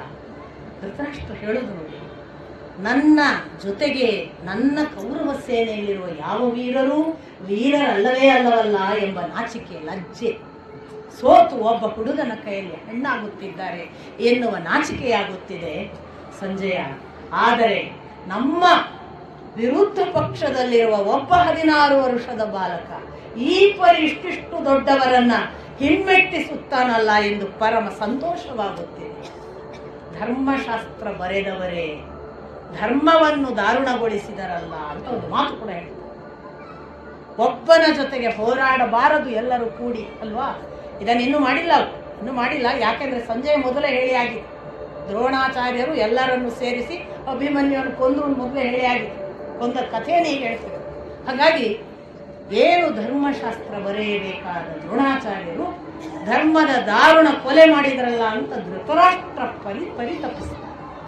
ಆ ಬಳಿಕ ಒಂದು ಪ್ರಶ್ನೆ ಕೇಳ್ತಾನೆ, ಯುಧಿಷ್ಠಿರ, ನಿನ್ನ ಬೆನ್ನಿಗೆ ನಾವಿದ್ದೇವೆ, ನಿನ್ನನ್ನು ಅನುಸರಿಸಿ ಬಂದು ನಾವು ಸಂಪೂರ್ಣ ಆಕ್ರಮಿಸಿ ನಿನ್ನ ರಕ್ಷಣೆ ಮಾಡ್ತೇವೆ ಅಂದಿದ್ದರಲ್ಲ, ಅವರು ಯಾಕೆ ಬರಲಿಲ್ಲ? ಅವರೆಲ್ಲಿ ಹೋದರು? ಸಂಜಯ ಹೇಳ್ತಾನೆ, ನಿನ್ನ ಪ್ರಶ್ನೆ ಸಮಯೋಚಿತವಾಗಿದೆ. ಅಲ್ಲಿ ಒಂದರೆ ಕ್ಷಣದಲ್ಲಿ ಯಾವ ಪಾಂಡವರು ಅಭಿಮನ್ಯುವಿನ ಬೆನ್ನಿಗೆ ಸಿದ್ಧರಾಗಿ ಪ್ರವೇಶ ಮಾಡುವ ಮಾರ್ಗಕ್ಕೆ ಕಾದಿದ್ದರು, ಇನ್ನೇನು ಅಭಿಮನ್ಯು ಪ್ರವೇಶಿಸಿದ ಆಗ ತಾವು ಮುನ್ನುಗ್ಗಬೇಕು ಅನ್ನುವುದರೊಳಗಾಗಿ ಜಯದ್ರಥ ಒಬ್ಬನೇ ಅವರಷ್ಟೂ ಜನರನ್ನು ಒಳಕ್ಕೆ ಹೋಗದ ಹಾಗೆ ಇಡೀ ಪಾಂಡವ ಸೇನೆ ಮತ್ತು ಪಾಂಡವರ ಪ್ರಮುಖರಾದ ಭೀಮ, ಯುಧಿಷ್ಠಿರ, ನಕುಲ, ಸಹದೇವರನ್ನು ತಾನೊಬ್ಬನೇ ಏಕಾಕಿಯಾಗಿ ತಡೆದು ನಿಲ್ಲಿಸಿ, ನನ್ನ ಅಳಿಯ ಇಷ್ಟು ಬಲಿಷ್ಠ ಯಾವಾಗ? ಧೃತರಾಷ್ಟ್ರನ ಪ್ರಶ್ನೆ. ನನ್ನ ಅಳಿಯನಿಗೆ ಈ ಪರಾಕ್ರಮ ಎಲ್ಲಿಂದ ಬಂತು? ಯಾವ ಹೋಮ ಮಾಡಿದ್ದ? ಯಾವ ವರ ಪಡೆದಿದ್ದ? ಯಾವ ತಪಸ್ಸಿನ ಫಲ? ಧೃತರಾಷ್ಟ್ರನಿಗೆ ಸಂಜಯ ಹೇಳ್ತಾನೆ, ನೀನು ಹೇಳುವುದು ನಿಜ. ಅವನು ಯಾವ ತನ್ನ ಪರಾಕ್ರಮದಿಂದ ಗೆದ್ದದ್ದಲ್ಲ, ಆದರೆ ಅವನೊಂದು ತಪಸ್ಸು ಮಾಡಿದ್ದ. ನಿಮಗೆ ನಾನು ಹಿಂದೆ ಹೇಳಿದ್ದು, ವನವಾಸದ ಕಾಲದಲ್ಲಿ ಜಯದ್ರಥ ದ್ರೌಪದಿಯನ್ನ ಅಪಹರಿಸಿದ್ದ. ಅದನ್ನು ಅಪಹರಿಸಿದಾಗ ಬೆನ್ನಟ್ಟಿಸ್ಕೊಂಡು ಹೋಗಿ ಭೀಮಸೇನ ಮತ್ತು ಅರ್ಜುನ ವಾಪಸ್ ತಂದು ಯುಧಿಷ್ಠಿರನ ಮುಂದೆ ಒಪ್ಪಿಸಿದ್ರು, ಇವನೀಗ ಕೊಲ್ತೀವಿ ಅಂತ. ಯುಧಿಷ್ಠಿರ ಏನು ಮಾಡಿದ, ಇಲ್ಲ ನಮ್ಮ ದುರ್ಯೋಧನನ ಬಂಧು ಅಂದ್ರೆ ಏನು, ನಮ್ಮ ಬಂಧು, ಹಾಗಾಗಿ ನಮ್ಮ ಬಂಧುಗಳನ್ನು ಕೊಲ್ಲುವುದು ಧರ್ಮ ಅಲ್ಲ, ಬಿಟ್ಟು ಬಿಡುವ ತಲೆಗೊಳಿಸಿ ಬಿಟ್ರು. ಅವಮಾನಿತನಾದ ಜಯದ್ರಥ. ಈ ಅವಮಾನಕ್ಕೆ ಅವನು ಮಾಡಿದ್ದು ಏನು ಅಂದ್ರೆ ಭಾರೀ ತಪಸ್ಸು. ಶಿವನನ್ನು ತಪಸ್ಸು ಮಾಡಿ ಏನು ಒಲಿಸಿಕೊಂಡ ಅಂದ್ರೆ ಶಿವ ತಪಸ್ಸಿನ ಫಲವಾಗಿ ಶಿವ ಪ್ರತ್ಯಕ್ಷನ. ಬಹಳ ಘನಘೋರ ತಪಸ್ಸಿನ ಫಲವಾಗಿ ಒಲಿದ ಶಿವನ ಮುಂದೆ ಇವ ಕೇಳಿಕೊಂಡ ವರ ಏನು ಅಂದ್ರೆ, ನಾನು ಪಾಂಡವರನ್ನು ಗೆಲ್ಲುವ ಹಾಗೆ ಏಕರಥನಾಗಿ ಪಾಂಡವರನ್ನು ಗೆಲ್ಲುವ ಹಾಗೆ ನನಗೆ ಅನುಗ್ರಹಿಸುವುದು. ಇವ ಹೇಳ್ತಾನೆ, ಹೌದಪ್ಪ ನೀನು ವಧಿಸ್ತಿ, ಆದರೆ ಅರ್ಜುನನಿಲ್ಲದ ಪಾಂಡವರನ್ನು ನೀನು ವಧ್ಯ ಅಂದ್ರೆ ಒಂದು ದಿನದ ಮಟ್ಟಿಗೆ ನೀನು ಸೋಲಿಸ್ತೀನಿ. ಇವನು ಅನುಗ್ರಹ ಮಾಡಿದ. ಶಿವ ಕೊಟ್ಟ ಒಂದು ದಿನ ನೀನು ಅವರನ್ನು ಏಕರಥನಾಗಿ ತಡೀತಿ ಅಥವಾ ಅವರನ್ನ ಒಂದು ಹಂತಕ್ಕೆ ಸೋಲಿಸಕ್ಕೆ ಸಾಧ್ಯ ಆಗ್ತದೆ ಅಂತ ಏನು ಅನುಗ್ರಹ ಇತ್ತಲ್ಲ, ಅದರ ಫಲವಾಗಿ ಅದನ್ನು ಅವನು ಇವತ್ತು ಸಾಧಿತಗೊಳಿಸಿದ ಅಂತ ಧೃತರಾಷ್ಟ್ರನಿಗೆ ಸಂಜಯ ಹೇಳ್ತಾನೆ. ಓಹೋ, ಜಯದ್ರಥನಿಗೆ ಈ ಪರಿಯ ಒಂದು ಪರಿಣಾಮ ಇತ್ತ ಅಂತ ಆಗ ಧೃತರಾಷ್ಟ್ರ. ಹಾಗಾಗಿ ಅಭಿಮನ್ಯು ಒಬ್ಬನೇ ಆದನ. ಮುಂದೆ ಹೇಗೆ, ಆಗ ಪುನಃ ಜಯದ್ರಥ ಹೇಗೆ ಹೋರಾಟ ಮಾಡ್ತಿದ್ದ ಅನ್ನೋದನ್ನೇ ಹೇಳ್ತಾರೆ. ಒಬ್ಬ ಜಯದ್ರಥ, ಬಹುಶಃ ಭೂರಿಶ್ರವಸ್ ಒಳಗೆ ಬಂದ ಉಲ್ಲೇಖ ಕಾಣೋದು, ಇನ್ನಿಷ್ಟು ಜನ ಸೇನೆ ಎಲ್ಲ ಇರ್ಬೋದು. ಬಟ್ ಜಯದ್ರಥ ಇಡೀ ಪಾಂಡವರನ್ನ, ಭೀಮ, ಯುಧಿಷ್ಠಿರ, ನಕುಲ, ಸಹದೇವ, ದ್ರುಪದರು ಅಥವಾ ಮತ್ಸ್ಯರು ಅಂತ ಹೇಳುವಂತಹ ವಿರಾಟನ ವಂಶ, ಸಂಜಯರು ಅಂತ ಹೇಳುವಂತಹ ಕರುಷ, ಕೇಕಯ, ಎಲ್ಲರನ್ನೂ ಕೂಡ ತನ್ನ ಸೇನಾ ಸಹಾಯದಿಂದ ಈ ಪರಿ ಅಟ್ಟಾಡಿಸಿ ಸೇನೆಯನ್ನು ನಾಶ ಮಾಡ್ತಾ ಬಂದಿದ್ದಾನೆ. ಇದು ಜಯದ್ರಥ ಮಾಡಿದ್ದು. ಅದರ ಪರಿಣಾಮ ಆಚೆ ಕಡೆಗೆ ಅಭಿಮನ್ಯು ಒಂಟಿ. ಇಷ್ಟಾಗುವಾಗ ಅಭಿಮನ್ಯು ಅಶ್ಮಕ ಪುತ್ರನನ್ನು ಕೊಂದದ್ದಕ್ಕೆ ದುರ್ಯೋಧನ ಪ್ರಥಮದಲ್ಲಿ ಅವನ ಹತ್ರ ಹೋದ. ಅಲ್ಲಿಂದ ಒಬ್ಬೊಬ್ಬರನ್ನೇ ಅವನು ಅಟ್ಟಾಡಿಸಿ ಹಿಮ್ಮೆಟ್ಟಿಸುವ ಹಾಗೆ ಮಾಡಿ ಪಲಾಯನ ಮಾಡಿ ಅಷ್ಟಕ್ಕೆ ಮುಗಿಸಲಿಲ್ಲ. ಸಾಕಷ್ಟು ಜನರನ್ನು ಕೊಂತಾನೆ. ಅಭಿಮನ್ಯು ಒಂಟಿಯಾಗಿ ಕೊಂದ ಲೆಕ್ಕ ನೋಡಿದರೆ ಅವನು ಪ್ರಥಮದಲ್ಲಿ ಅಶ್ಮಕನ ಪುತ್ರನನ್ನು ಕೊಂದ. ಆ ಬಳಿಕ ಅವನು ಕೊಂದದ್ದು ರುಕ್ಮರಥ ಅನ್ನುವ ಭೀಷ್ಮಕ ವಂಶದ ಒಬ್ಬ ದೊರೆ. ಆ ರುಕ್ಮರಥನನ್ನು ಕೊಂದು ನಿಲ್ಲಿಸಲಿಲ್ಲ, ಸತ್ಯಶ್ರವಸ ಅಂತ ಇನ್ನೊಬ್ಬ ದೊರೆಯನ್ನು ಕೊಂದ. ಒಬ್ಬನೇ ಮತ್ತೆ ಇಷ್ಟೆಲ್ಲ ಜನ ಬರುವಾಗ ಬಂದವರನ್ನು ಕೊಲ್ತಲೇ ಬಂದಿದ್ದಾನೆ ಒಂಟಿಯಾಗಿ. ಈ ಹೊತ್ತಿಗೆ ಅವನು ಹೀಗೆ ಕೊಲ್ತಾ ಇದ್ದಾನಲ್ಲ ಅಂತ ಹೇಳ್ಕೊಂಡು ಇನ್ಯಾರೋ ಅಟ್ಯಾಕ್ ಮಾಡಬೇಕು ಅಂತ ಹೋಗುವಾಗ ಶಕುನಿ ಸೋದರರನ್ನು ಕೊಲ್ತ. ಶಕುನಿ ಸೋದರರನ್ನು ಕೊಂದಲ್ಲ ಅಂತ ಹೇಳ್ಬಿಟ್ಟು ದುರ್ಯೋಧನ ಪುತ್ರ ಲಕ್ಷ್ಮಣ ಬಂದ್ರೆ ಲಕ್ಷ್ಮಣನನ್ನು ಕೊಲ್ತಾನೆ. ಇನ್ನೂ ಮತ್ತು ನಾವು ಹೋಗೋಣ ಅಂತ ಮುನ್ನುಗ್ಗುವವರು ಇದ್ದೇ ಇದ್ದಾರೆ. ಯಾಕಂದ್ರೆ ಎಲ್ಲರೂ ಘಟಾನುಘಟಿಗಳು ಅಲ್ಲಿ ಇದ್ದಾರೆ. ಯಾರನ್ನೂ ಕೂಡ ಒಂದೋ ಸೋಲಿಸಿ ಹಿಮ್ಮೆಟ್ಟಿಸಿದ್ದಾನೆ, ಎಲ್ಲ ಕೊಲ್ತಾ ಬಂದಿದ್ದಾನೆ. ಕೊಲ್ಲುವ ಪರಿ ಯಾವ ಮಟ್ಟಕ್ಕೆ ಹೋಯಿತು ಅಂತಂದ್ರೆ ಕಡೆಗೆ ಇವರಿಗೆ ಒಂದು ಭಯ ಶುರುವಾದ. ಇವನು ಈ ಪರಿ ನಮ್ಮನ್ನು ಕೊಂದರೆ ನಾವು ಉಳಿತೇವೋ ಇಲ್ವೋ ಅಂತ. ಈ ಹೊತ್ತಿಗೆ ದ್ರೋಣಾಚಾರ್ಯರು ಕೃಪನ ಹತ್ರ ನಗುತ್ತಾ ಹೇಳ್ತಾರೆ, ಅಭಿಮನ್ಯು ಕೊಲ್ಲುವ ಪರಿ ನೋಡು, ಅವನು ಮನಸ್ಸು ಮಾಡಿದರೆ, ಇದು ದ್ರೋಣಾಚಾರ್ಯರು ಹೇಳೋದು ಕೃಪಾಚಾರ್ಯರ ಹತ್ರ, ಅವನು ಮನಸ್ಸು ಮಾಡಿದರೆ ಇಷ್ಟು ಹೊತ್ತಿಗೆ ಅಷ್ಟೂ ಜನ ಒಳಗಿರುವ ವೀರರನ್ನು ಕೊಂದು ಮುಗಿಸಬಹುದು. ಆದರೆ ಅವನು ಯಾಕೋ ಮನಸ್ಸು ಮಾಡುತ್ತಿಲ್ಲ ಅಂತ ಕೇಳಿಸ್ತದೆ ದುರ್ಯೋಧನನಿಗೆ. ಭಾರೀ ತಿರಸ್ಕಾರದ ನಗು ನಕ್ಕು ದುರ್ಯೋಧನ ಹೇಳ್ತಾನೆ, ಈ ದ್ರೋಣಾಚಾರ್ಯರು ನಮ್ಮನ್ನು ಅಭಿಮನ್ಯುವಿನಿಂದ ರಕ್ಷಿಸುವುದಿಲ್ಲ. ಅವರಿನ್ನೂ ಅವನ ಪರವಾಗಿ ಮಾತನಾಡಿ ಅವರನ್ನು ಕೊಂಡಾಡುವುದರಲ್ಲೇ ಮುಳುಗಿದ್ದಾರೆ. ನಮ್ಮ ರಕ್ಷೆ ನಮ್ಮ ಹೊಣೆ, ನಾವು 6 ಜನ ಒಟ್ಟಿಗೆ ಮುನ್ನುಗ್ಗೋಣ ಅಂತ ಸೂಚನೆ ಕೊಟ್ಟರು. 6 ಜನ ಮುನ್ನುಗ್ತಾರೆ. ದುರ್ಯೋಧನ, ಅಶ್ವತ್ಥಾಮ, ಕೃಪ, ಕೃತವರ್ಮ, ಶಲ್ಯ, ಅಷ್ಟು ಜನ ಸೇರಿ ಕರ್ಣ, ಇಷ್ಟು ಜನ ಸೇರಿ ಮುಂದುವರಿದಾಗ ಒಬ್ಬರನ್ನಾಗಿ ಅಲ್ಲಿ 6 ಜನ ಮುಂದುವರಿತಾರೆ ಅನ್ನೋದಷ್ಟೇ ಇದೆ ಹೊರತು ಒಬ್ಬರು ಏಕಕಾಲಕ್ಕೆ ಹೊಡೆದ್ರು ಅಂತಿಲ್ಲ. ಮತ್ತೆ 6 ಜನ ಒಬ್ಬೊಬ್ಬರಾಗಿ ಮತ್ತೆ ಪುನಃ ಒಮ್ಮೆ ದುರ್ಯೋಧನನನ್ನ ಸೋಲಿಸಿ ವಾಪಸ್, 2ನೇ ಬಾರಿ ಕರ್ಣನನ್ನು ಸೋಲಿಸಿ ವಾಪಸ್, ಕರ್ಣನ ಮಗನ ಕೊಲೆ, ಯಾರ್ಯಾರನ್ನು ಬರ್ತಾರೆ ಒಬ್ರನ್ನೂ ಬಿಡಲ್ಲ ಅಭಿಮನ್ಯು. ಅದಾದ ಮೇಲೆ ಒಂದು ಮಾತು ಬರುತ್ತೆ, ದ್ರೋಣಾಚಾರ್ಯರು ಕೂಡ ಹೇಳುವ ಹಾಗೆ ಇವನು ಕೃಷ್ಣಾರ್ಜುನರ 16ನೇ ಒಂದು ಭಾಗ ನನ್ನದು ಅಂತ ಅವನೇ ಹೇಳ್ತಾನೆ. ಈ ಇಡೀ ಕೌರವ ಸೇನೆ ನನ್ನ 16ನೇ ಒಂದು ಭಾಗ ಅಂತ ಅಭಿಮನ್ಯು ಹೇಳೋದು. ಬಂದರೆ ಎದುರಾದರೆ ಅಂಥ ಒಂದು ಹೋರಾಟ ಮಾಡ್ತಾ ಮಾಡ್ತಾ ಅವರನ್ನು ಪರಾಜಿತರನ್ನಾಗಿ, ಒಬ್ಬೊಬ್ಬರನ್ನಾಗಿ 6 ಜನರನ್ನು ಪರಾಜಿತರನ್ನಾಗಿ ಮಾಡುವಾಗ ಶಕುನಿ ಒಂದು ಸೂಚನೆ ಕೊಡ್ತಾರೆ. ನಾವು ಒಬ್ಬೊಬ್ಬರೇ ಹೋಗಿ ಗೆಲ್ಲುವ ಲಕ್ಷಣ ಕಾಣುವುದು. ನಾವು ಈಗ ಕೋಸಲ ದೇಶದ ಬೃಹದ್ಬಲನನ್ನು ಕೊಲ್ತಾನೆ, ರಾಜನನ್ನು. ಬರೇ ಬೃಹದ್ಬಲನನ್ನು ಕೊಲ್ಲುವುದಲ್ಲ, 10,000 ಜನ ಸೈನಿಕರನ್ನು ಒಬ್ಬ ಅಭಿಮನ್ಯು ಕೊಲ್ತಾನೆ. ಇದನ್ನು ನೋಡಿ ಶಕುನಿ ಹೇಳ್ತಾನೆ, ಇದೇನು ನಾವು ಒಬ್ಬೊಬ್ಬರಾಗಿ ಹೋಗಿ ಮುಗಿಸುವ ಯುದ್ಧವಲ್ಲ, 6 ಜನ ಕೂಡಿ ಯುದ್ಧ ಮಾಡೋಣ ಅಂತ ಅವನು ಕೊಟ್ಟ ಸಲಹೆ. ಆಗ ಕರ್ಣ ಕೇಳ್ತಾನೆ ದ್ರೋಣಾಚಾರ್ಯರ, ಏನಿದೆ, ನಾವು ನಮ್ಮ ರಕ್ಷಣೆ ಹೇಗೆ ಎನ್ನುವ ಅತಂತ್ರ ಸ್ಥಿತಿಯಲ್ಲಿದ್ದೇವೆ, ನಾವು ಅವನನ್ನು ಹೇಗೆ ಕೊಲ್ಲುವುದು, ಸೂಚನೆ ಕೊಡಿ. ದ್ರೋಣಾಚಾರ್ಯರು ಮತ್ತೆ ಕೊಂಡಾಡಕ್ಕೆ ಶುರು ಮಾಡ್ತಾರೆ. ಅವನು ಅಷ್ಟು ಸುಲಭದ ಧೀರನಲ್ಲ, ಅವನ ಪರಾಕ್ರಮ ಅಸದೃಶ, ಅವನನ್ನು ಕೃಷ್ಣಾರ್ಜುನರಿಗೆ ಸರಿಸಮಾನರಾಗಿ ನೋಡಿ, ನನಗೆ ನಿಮ್ಮ ಕೊಂಡಾಟ ಬೇಡ, ಹೇಗೆ ಮಾಡಿದರೆ ಅವನನ್ನು ಕೊಲ್ಲಬಹುದು ಹೇಳಿ. ದ್ರೋಣಾಚಾರ್ಯರು ಹೇಳ್ತಾರೆ, ಅವನು ಹಾಕಿಕೊಂಡ ಕವಚವನ್ನು ಕಳಚಿದರೆ ಮಾತ್ರ ಸಾಧ್ಯ. ಅವನಿಗೆ ಕವಚದ ವಿದ್ಯೆಯನ್ನು ನಾನು ಅರ್ಜುನನಿಗೆ ಹೇಳಿಕೊಟ್ಟಿದ್ದೇನೆ. ಬಹುಶಃ ಆ ವಿದ್ಯೆಯನ್ನು ಅರ್ಜುನ ಅವನಿಗೆ ಹೇಳಿಕೊಟ್ಟಿದ್ದಾನೆ. ಆ ಕವಚ ಇರುವವರೆಗೆ ಅವನನ್ನು ಕೊಲ್ಲಲು ಸಾಧ್ಯವಿಲ್ಲ.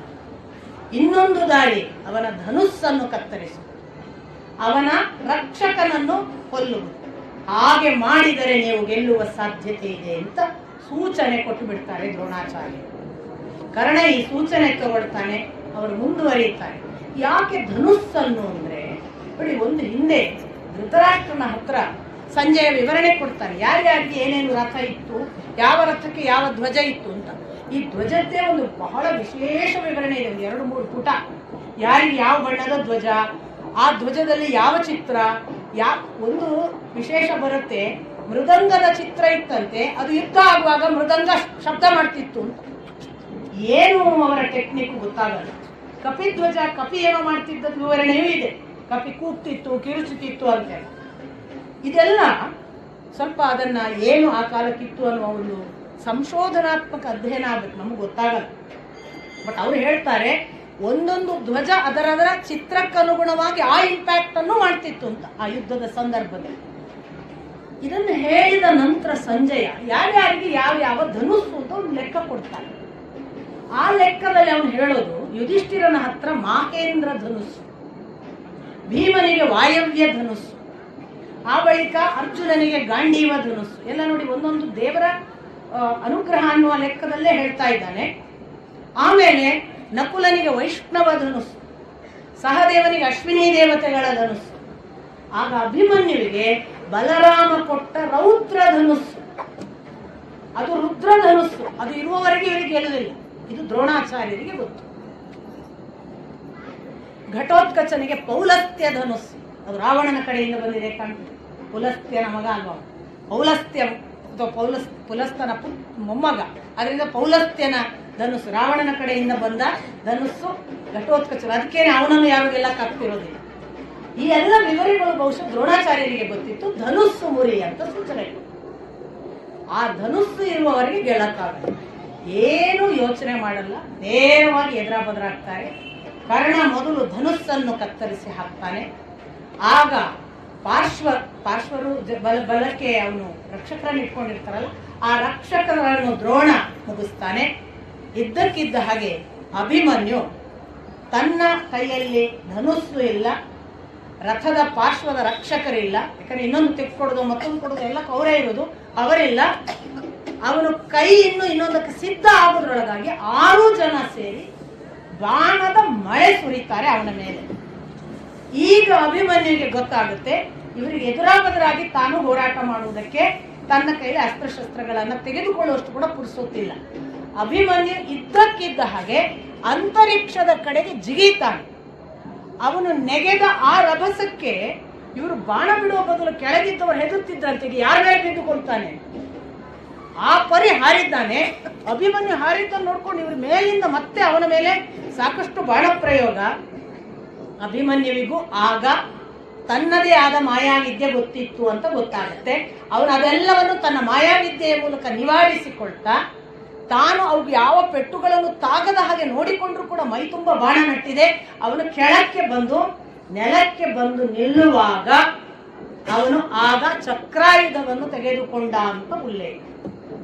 ನೆಲಕ್ಕೆ ಬಂದು ನಿಲ್ಲುವಾಗ ಚಕ್ರಾಯುಧ ತೆಗೆದುಕೊಂಡ್ರೆ ಆ ಚಕ್ರಾಯುಧ ಹಿಡಿದು ನಿಂತ ಅಭಿಮನ್ಯು ಸಾಕ್ಷಾತ್ ಶ್ರೀಕೃಷ್ಣ ಹೇಗೆ ಸುದರ್ಶನ ಚಕ್ರದ ಜೊತೆಗೆ ಶೋಭಿಸ್ತಿದ್ದನಲ್ಲ, ಅದೇ ಕಾಂತಿ ಮತ್ತು ತೇಜಸ್ಸಿನಿಂದ ಸರ್ವರನ್ನು ಭಸ್ಮ ಮಾಡಲಿಕ್ಕೆ ಹೊರಟ ಶ್ರೀಕೃಷ್ಣ ಪರಮಾತ್ಮನಿತ್ತ ಹಾಗೆ ಅಭಿಮನ್ಯು ನಿಂತಿದ್ದ ಅಂತ ವೇದವ್ಯಾಸರು ಸಂಜಯನ ಮುಖಾಂತರ ಹೇಳ್ತಾರೆ. ಹಾಗೆ ನಿಂತಿದ್ದ ಅಭಿಮನ್ಯುವನ್ನು ಅವನು ಚಕ್ರ ಪ್ರಯೋಗ ಮಾಡುವುದಕ್ಕೆ ಅವಕಾಶ ಕೊಡದ ಹಾಗೆ 6 ಜನ ಮತ್ತೆ ಏಕಕಾಲಕ್ಕೆ ದಾಳಿ ಮಾಡಿ ಚಕ್ರವನ್ನು ತುಂಡರಿಸಿ ಹಾಕಿದಾಗ ಅವನು ಒಂದರೆ ಕ್ಷಣ ಆಚೆ ಈಚೆ ನೋಡಿ ಅಲ್ಲಿರುವ ಒಂದು ಗದೆ ತಗೊಳ್ತಾನೆ.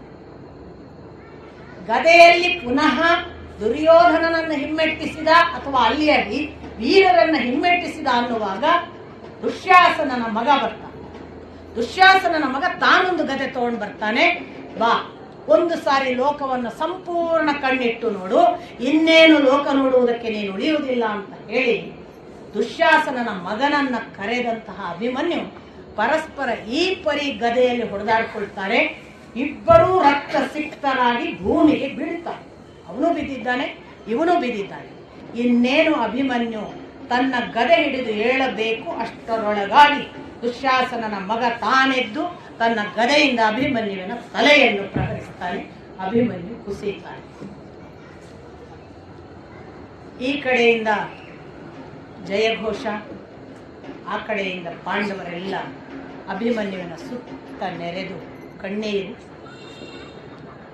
ಅಭಿಮನ್ಯುವಿನ ಆ ದೇಹದ ಮುಂದೆ ಯುಧಿಷ್ಠಿರ ಪಾಂಡವಾದಿಗಳು ನಿಂತು ಅರ್ಜುನನಿಗೆ ನಾನು ಏನು ಉತ್ತರಿಸಲಿ, ಸುಭದ್ರೆ ಕೇಳಿದರೆ ಯಾವ ಬಾಯಿಯಿಂದ ಮಾತನಾಡಲಿ, ಹೇಗೆ ಹೇಳಲಿ ಕೃಷ್ಣನಿಗೆ ಈ ಘಟನೆಯನ್ನು, ನಾನು ಬದುಕಿರುವುದಕ್ಕಿಂತ ಸಾಯುವುದು ಒಳ್ಳೆಯದು, ನಾನು ನನ್ನ ಲೋಭಕ್ಕಾಗಿ ಈ ಹುಡುಗನನ್ನು ಬಲಿ ಕೊಟ್ಟೆ. ನಾನು ಒಂದು ಜೇನುತುಪ್ಪವನ್ನು ತೆಗೆದುಕೊಳ್ಳುವ ಅವಸರದಲ್ಲಿರುವ ಒಬ್ಬ ಬೇಟೆಗಾರ ಕೆಳಗಿರುವ ಕಣಿವೆಯನ್ನು ಲೆಕ್ಕಿಸದೆ ಆ ಜೇನುತುಪ್ಪಕ್ಕಾಗಿ ಹಾರಿ ತಾನೇ ಕಣಿವೆಗೆ ಬಿದ್ದ ಹಾಗೆ ನಾನು ನನ್ನ ಲೋಭಕ್ಕಾಗಿ ಈ ಹುಡುಗನನ್ನು ಬಲಿ ಪಶುವಾಗಿ ಮಾಡಿದ್ದೇನಲ್ಲ ಅಂತ ಒಂದೇ ಸಮನೆ ತನ್ನ ಪಾಪ ಇದು, ತನ್ನ ತಪ್ಪು ಇದು, ನನಗಿದಕ್ಕೆ ಪ್ರಾಯಶ್ಚಿತ್ತವೇ ಇಲ್ಲವೇನೋ, ನಾನು ಮಾಡಬಾರದ ಮಹಾ ಅಪರಾಧವನ್ನು ಮಾಡಿದ್ದೇನೆ ಅನ್ನುವ ಎಲ್ಲ ದುಃಖಗಳಲ್ಲಿ ತಾನು ತನ್ನ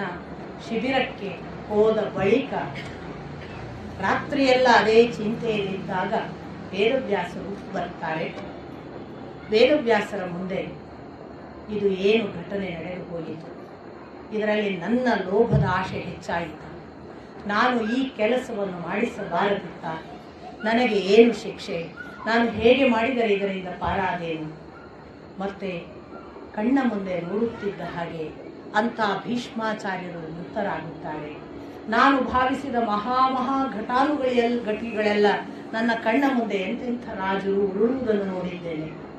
ಸಾಕ್ಷಾತ್ ಇಂಥ ಬಲಿಷ್ಠ ಅಭಿಮನ್ಯು ಕೂಡ ಮೃತ ವಶನಾದ. ಯಾರು ಮೃತ್ಯು ಅಂದರೆ ಏನು ಮೃತ್ಯುವಿನ ಕೆಲಸ, ಯಾಕೆ ಈ ರೀತಿ ಮೃತವಶರಾಗುತ್ತೇವೆ, ಈ ಮೃತನನ್ನು ಅಥವಾ ಮೃತ್ಯುವನ್ನು ದಾಟುವುದಕ್ಕೆ ದಾರಿಗಳಿಲ್ಲವ, ಮೃತ್ಯು ವಶರಾಗುವುದೊಂದೇ ದಾರಿಯ, ಈ ಮೃತ್ಯುವಿನ ಕೈವಾಡವೇನು, ನಮ್ಮ ಬದುಕಿನಲ್ಲಿ ಮೃತ್ಯು ಮಾಡುವಂತಹ ಯಾವ ಮಹತ್ ಕಾರ್ಯಕ್ಕೆ ನಾವು ಹೇಗೆ ಸಿದ್ಧರಾಗುವುದು, ದಯವಿಟ್ಟು ಹೇಳಿ ಅಂತ ಆ ರಾತ್ರಿ ಬಂದ ವೇದವ್ಯಾಸರನ್ನ ಬಹಳ ಉಪಚರಿಸಿ ಇವನು ಕೇಳಿಕೊಳ್ತಾನೆ. ವೇದವ್ಯಾಸರು ಆಗ ಮೃತ್ಯು ಏನು, ಮೃತ್ಯುವನ್ನು ಹೇಗೆ ಯಾರು ಎದುರಿಸಿದ್ದಾರೆ, ಅಕಂಪನನ ಕಥೆಯ ಮೂಲಕ ಮೃತ್ಯುವಿನ ಕಥೆಯನ್ನೇ ಹೇಳುವ ಒಂದು ಪ್ರಕರಣ ಮುಂದೆ ಬರ್ತಿದೆ. ನಾನು ಅದನ್ನು ನಾಳೆ ಆರಂಭ ಮಾಡ್ತೀನಿ. ಒಟ್ಟಿನಲ್ಲಿ ಅಭಿಮನ್ಯುವಿನ ಚಕ್ರವ್ಯೂಹದ ಒಂದು ಪ್ರವೇಶ ಮತ್ತು ಅವನ ಸಂಹಾರ ಪಾಂಡವರು ದುಃಖಿಸುವಂತಹ ಘಟನೆ. ಆದರೆ ಒಟ್ಟು 13ನೆಯ ದಿವಸದ ಯುದ್ಧದ ನಿರ್ಣಯಗಳಲ್ಲಿ ಅಥವಾ ಫಲಿತಾಂಶಗಳಲ್ಲಿ ಗಮನಿಸಿದರೆ ಕೌರವ ಸೇನೆಯಲ್ಲಿ ಹೆಚ್ಚು ರಾಜರ ಹತ್ಯೆ, ಪಾಂಡವ ಸೇನೆಯಲ್ಲ, ಮಾಡಿದವ ಒಬ್ಬನೇ. ಬೃಹದ್ಬಲನನ್ನು 10,000 ಜೊತೆಗೆ ಕೊಂದ ಅಂತ ಹೇಳಿದೆ. ಗದೆ ಹಿಡ್ಕೊಳ್ಳುವ ಹೊತ್ತಿಗೆ ಗಾಂಧಾರರ 2 ಸಹೋದರರನ್ನು, ಶಕುನಿಯ 2 ಸಹೋದರರನ್ನು ಕೊಲ್ತಾನೆ. 70 ಜನ ಗಾಂಧಾರ ಸೇನೆಯನ್ನು ಕೊಲ್ತಾನೆ, ದುಶ್ಯಾಸನನ ಮಗ ಬರುವ ಮೊದಲು. ಇದೆಲ್ಲ ನೋಡಿದರೆ ಕೌರವ ಸೇನೆಯ ರಾಜರ ನಾಶ ಹೆಚ್ಚು, ಆದರೆ ಅಭಿಮನ್ಯು ಸತ್ತದ್ದರಿಂದ ಪಾಂಡವರಿಗೆ ಸೋತು. ಅಲ್ಲದೆ ಹೋದರೆ ನಿಜವಾಗಿ ಗೆಲುವು ಪಾಂಡವರಿಗೆ ಅನ್ನುವ ಹಾಗೆ 13ನೆಯ ದಿನದ ಮುಕ್ತಾಯ ಆಗುತ್ತೆ. 14ನೆಯ ದಿನ ನಾಳೆ ಏನಾಯಿತು ಮತ್ತೆ ನೋಡೋಣ.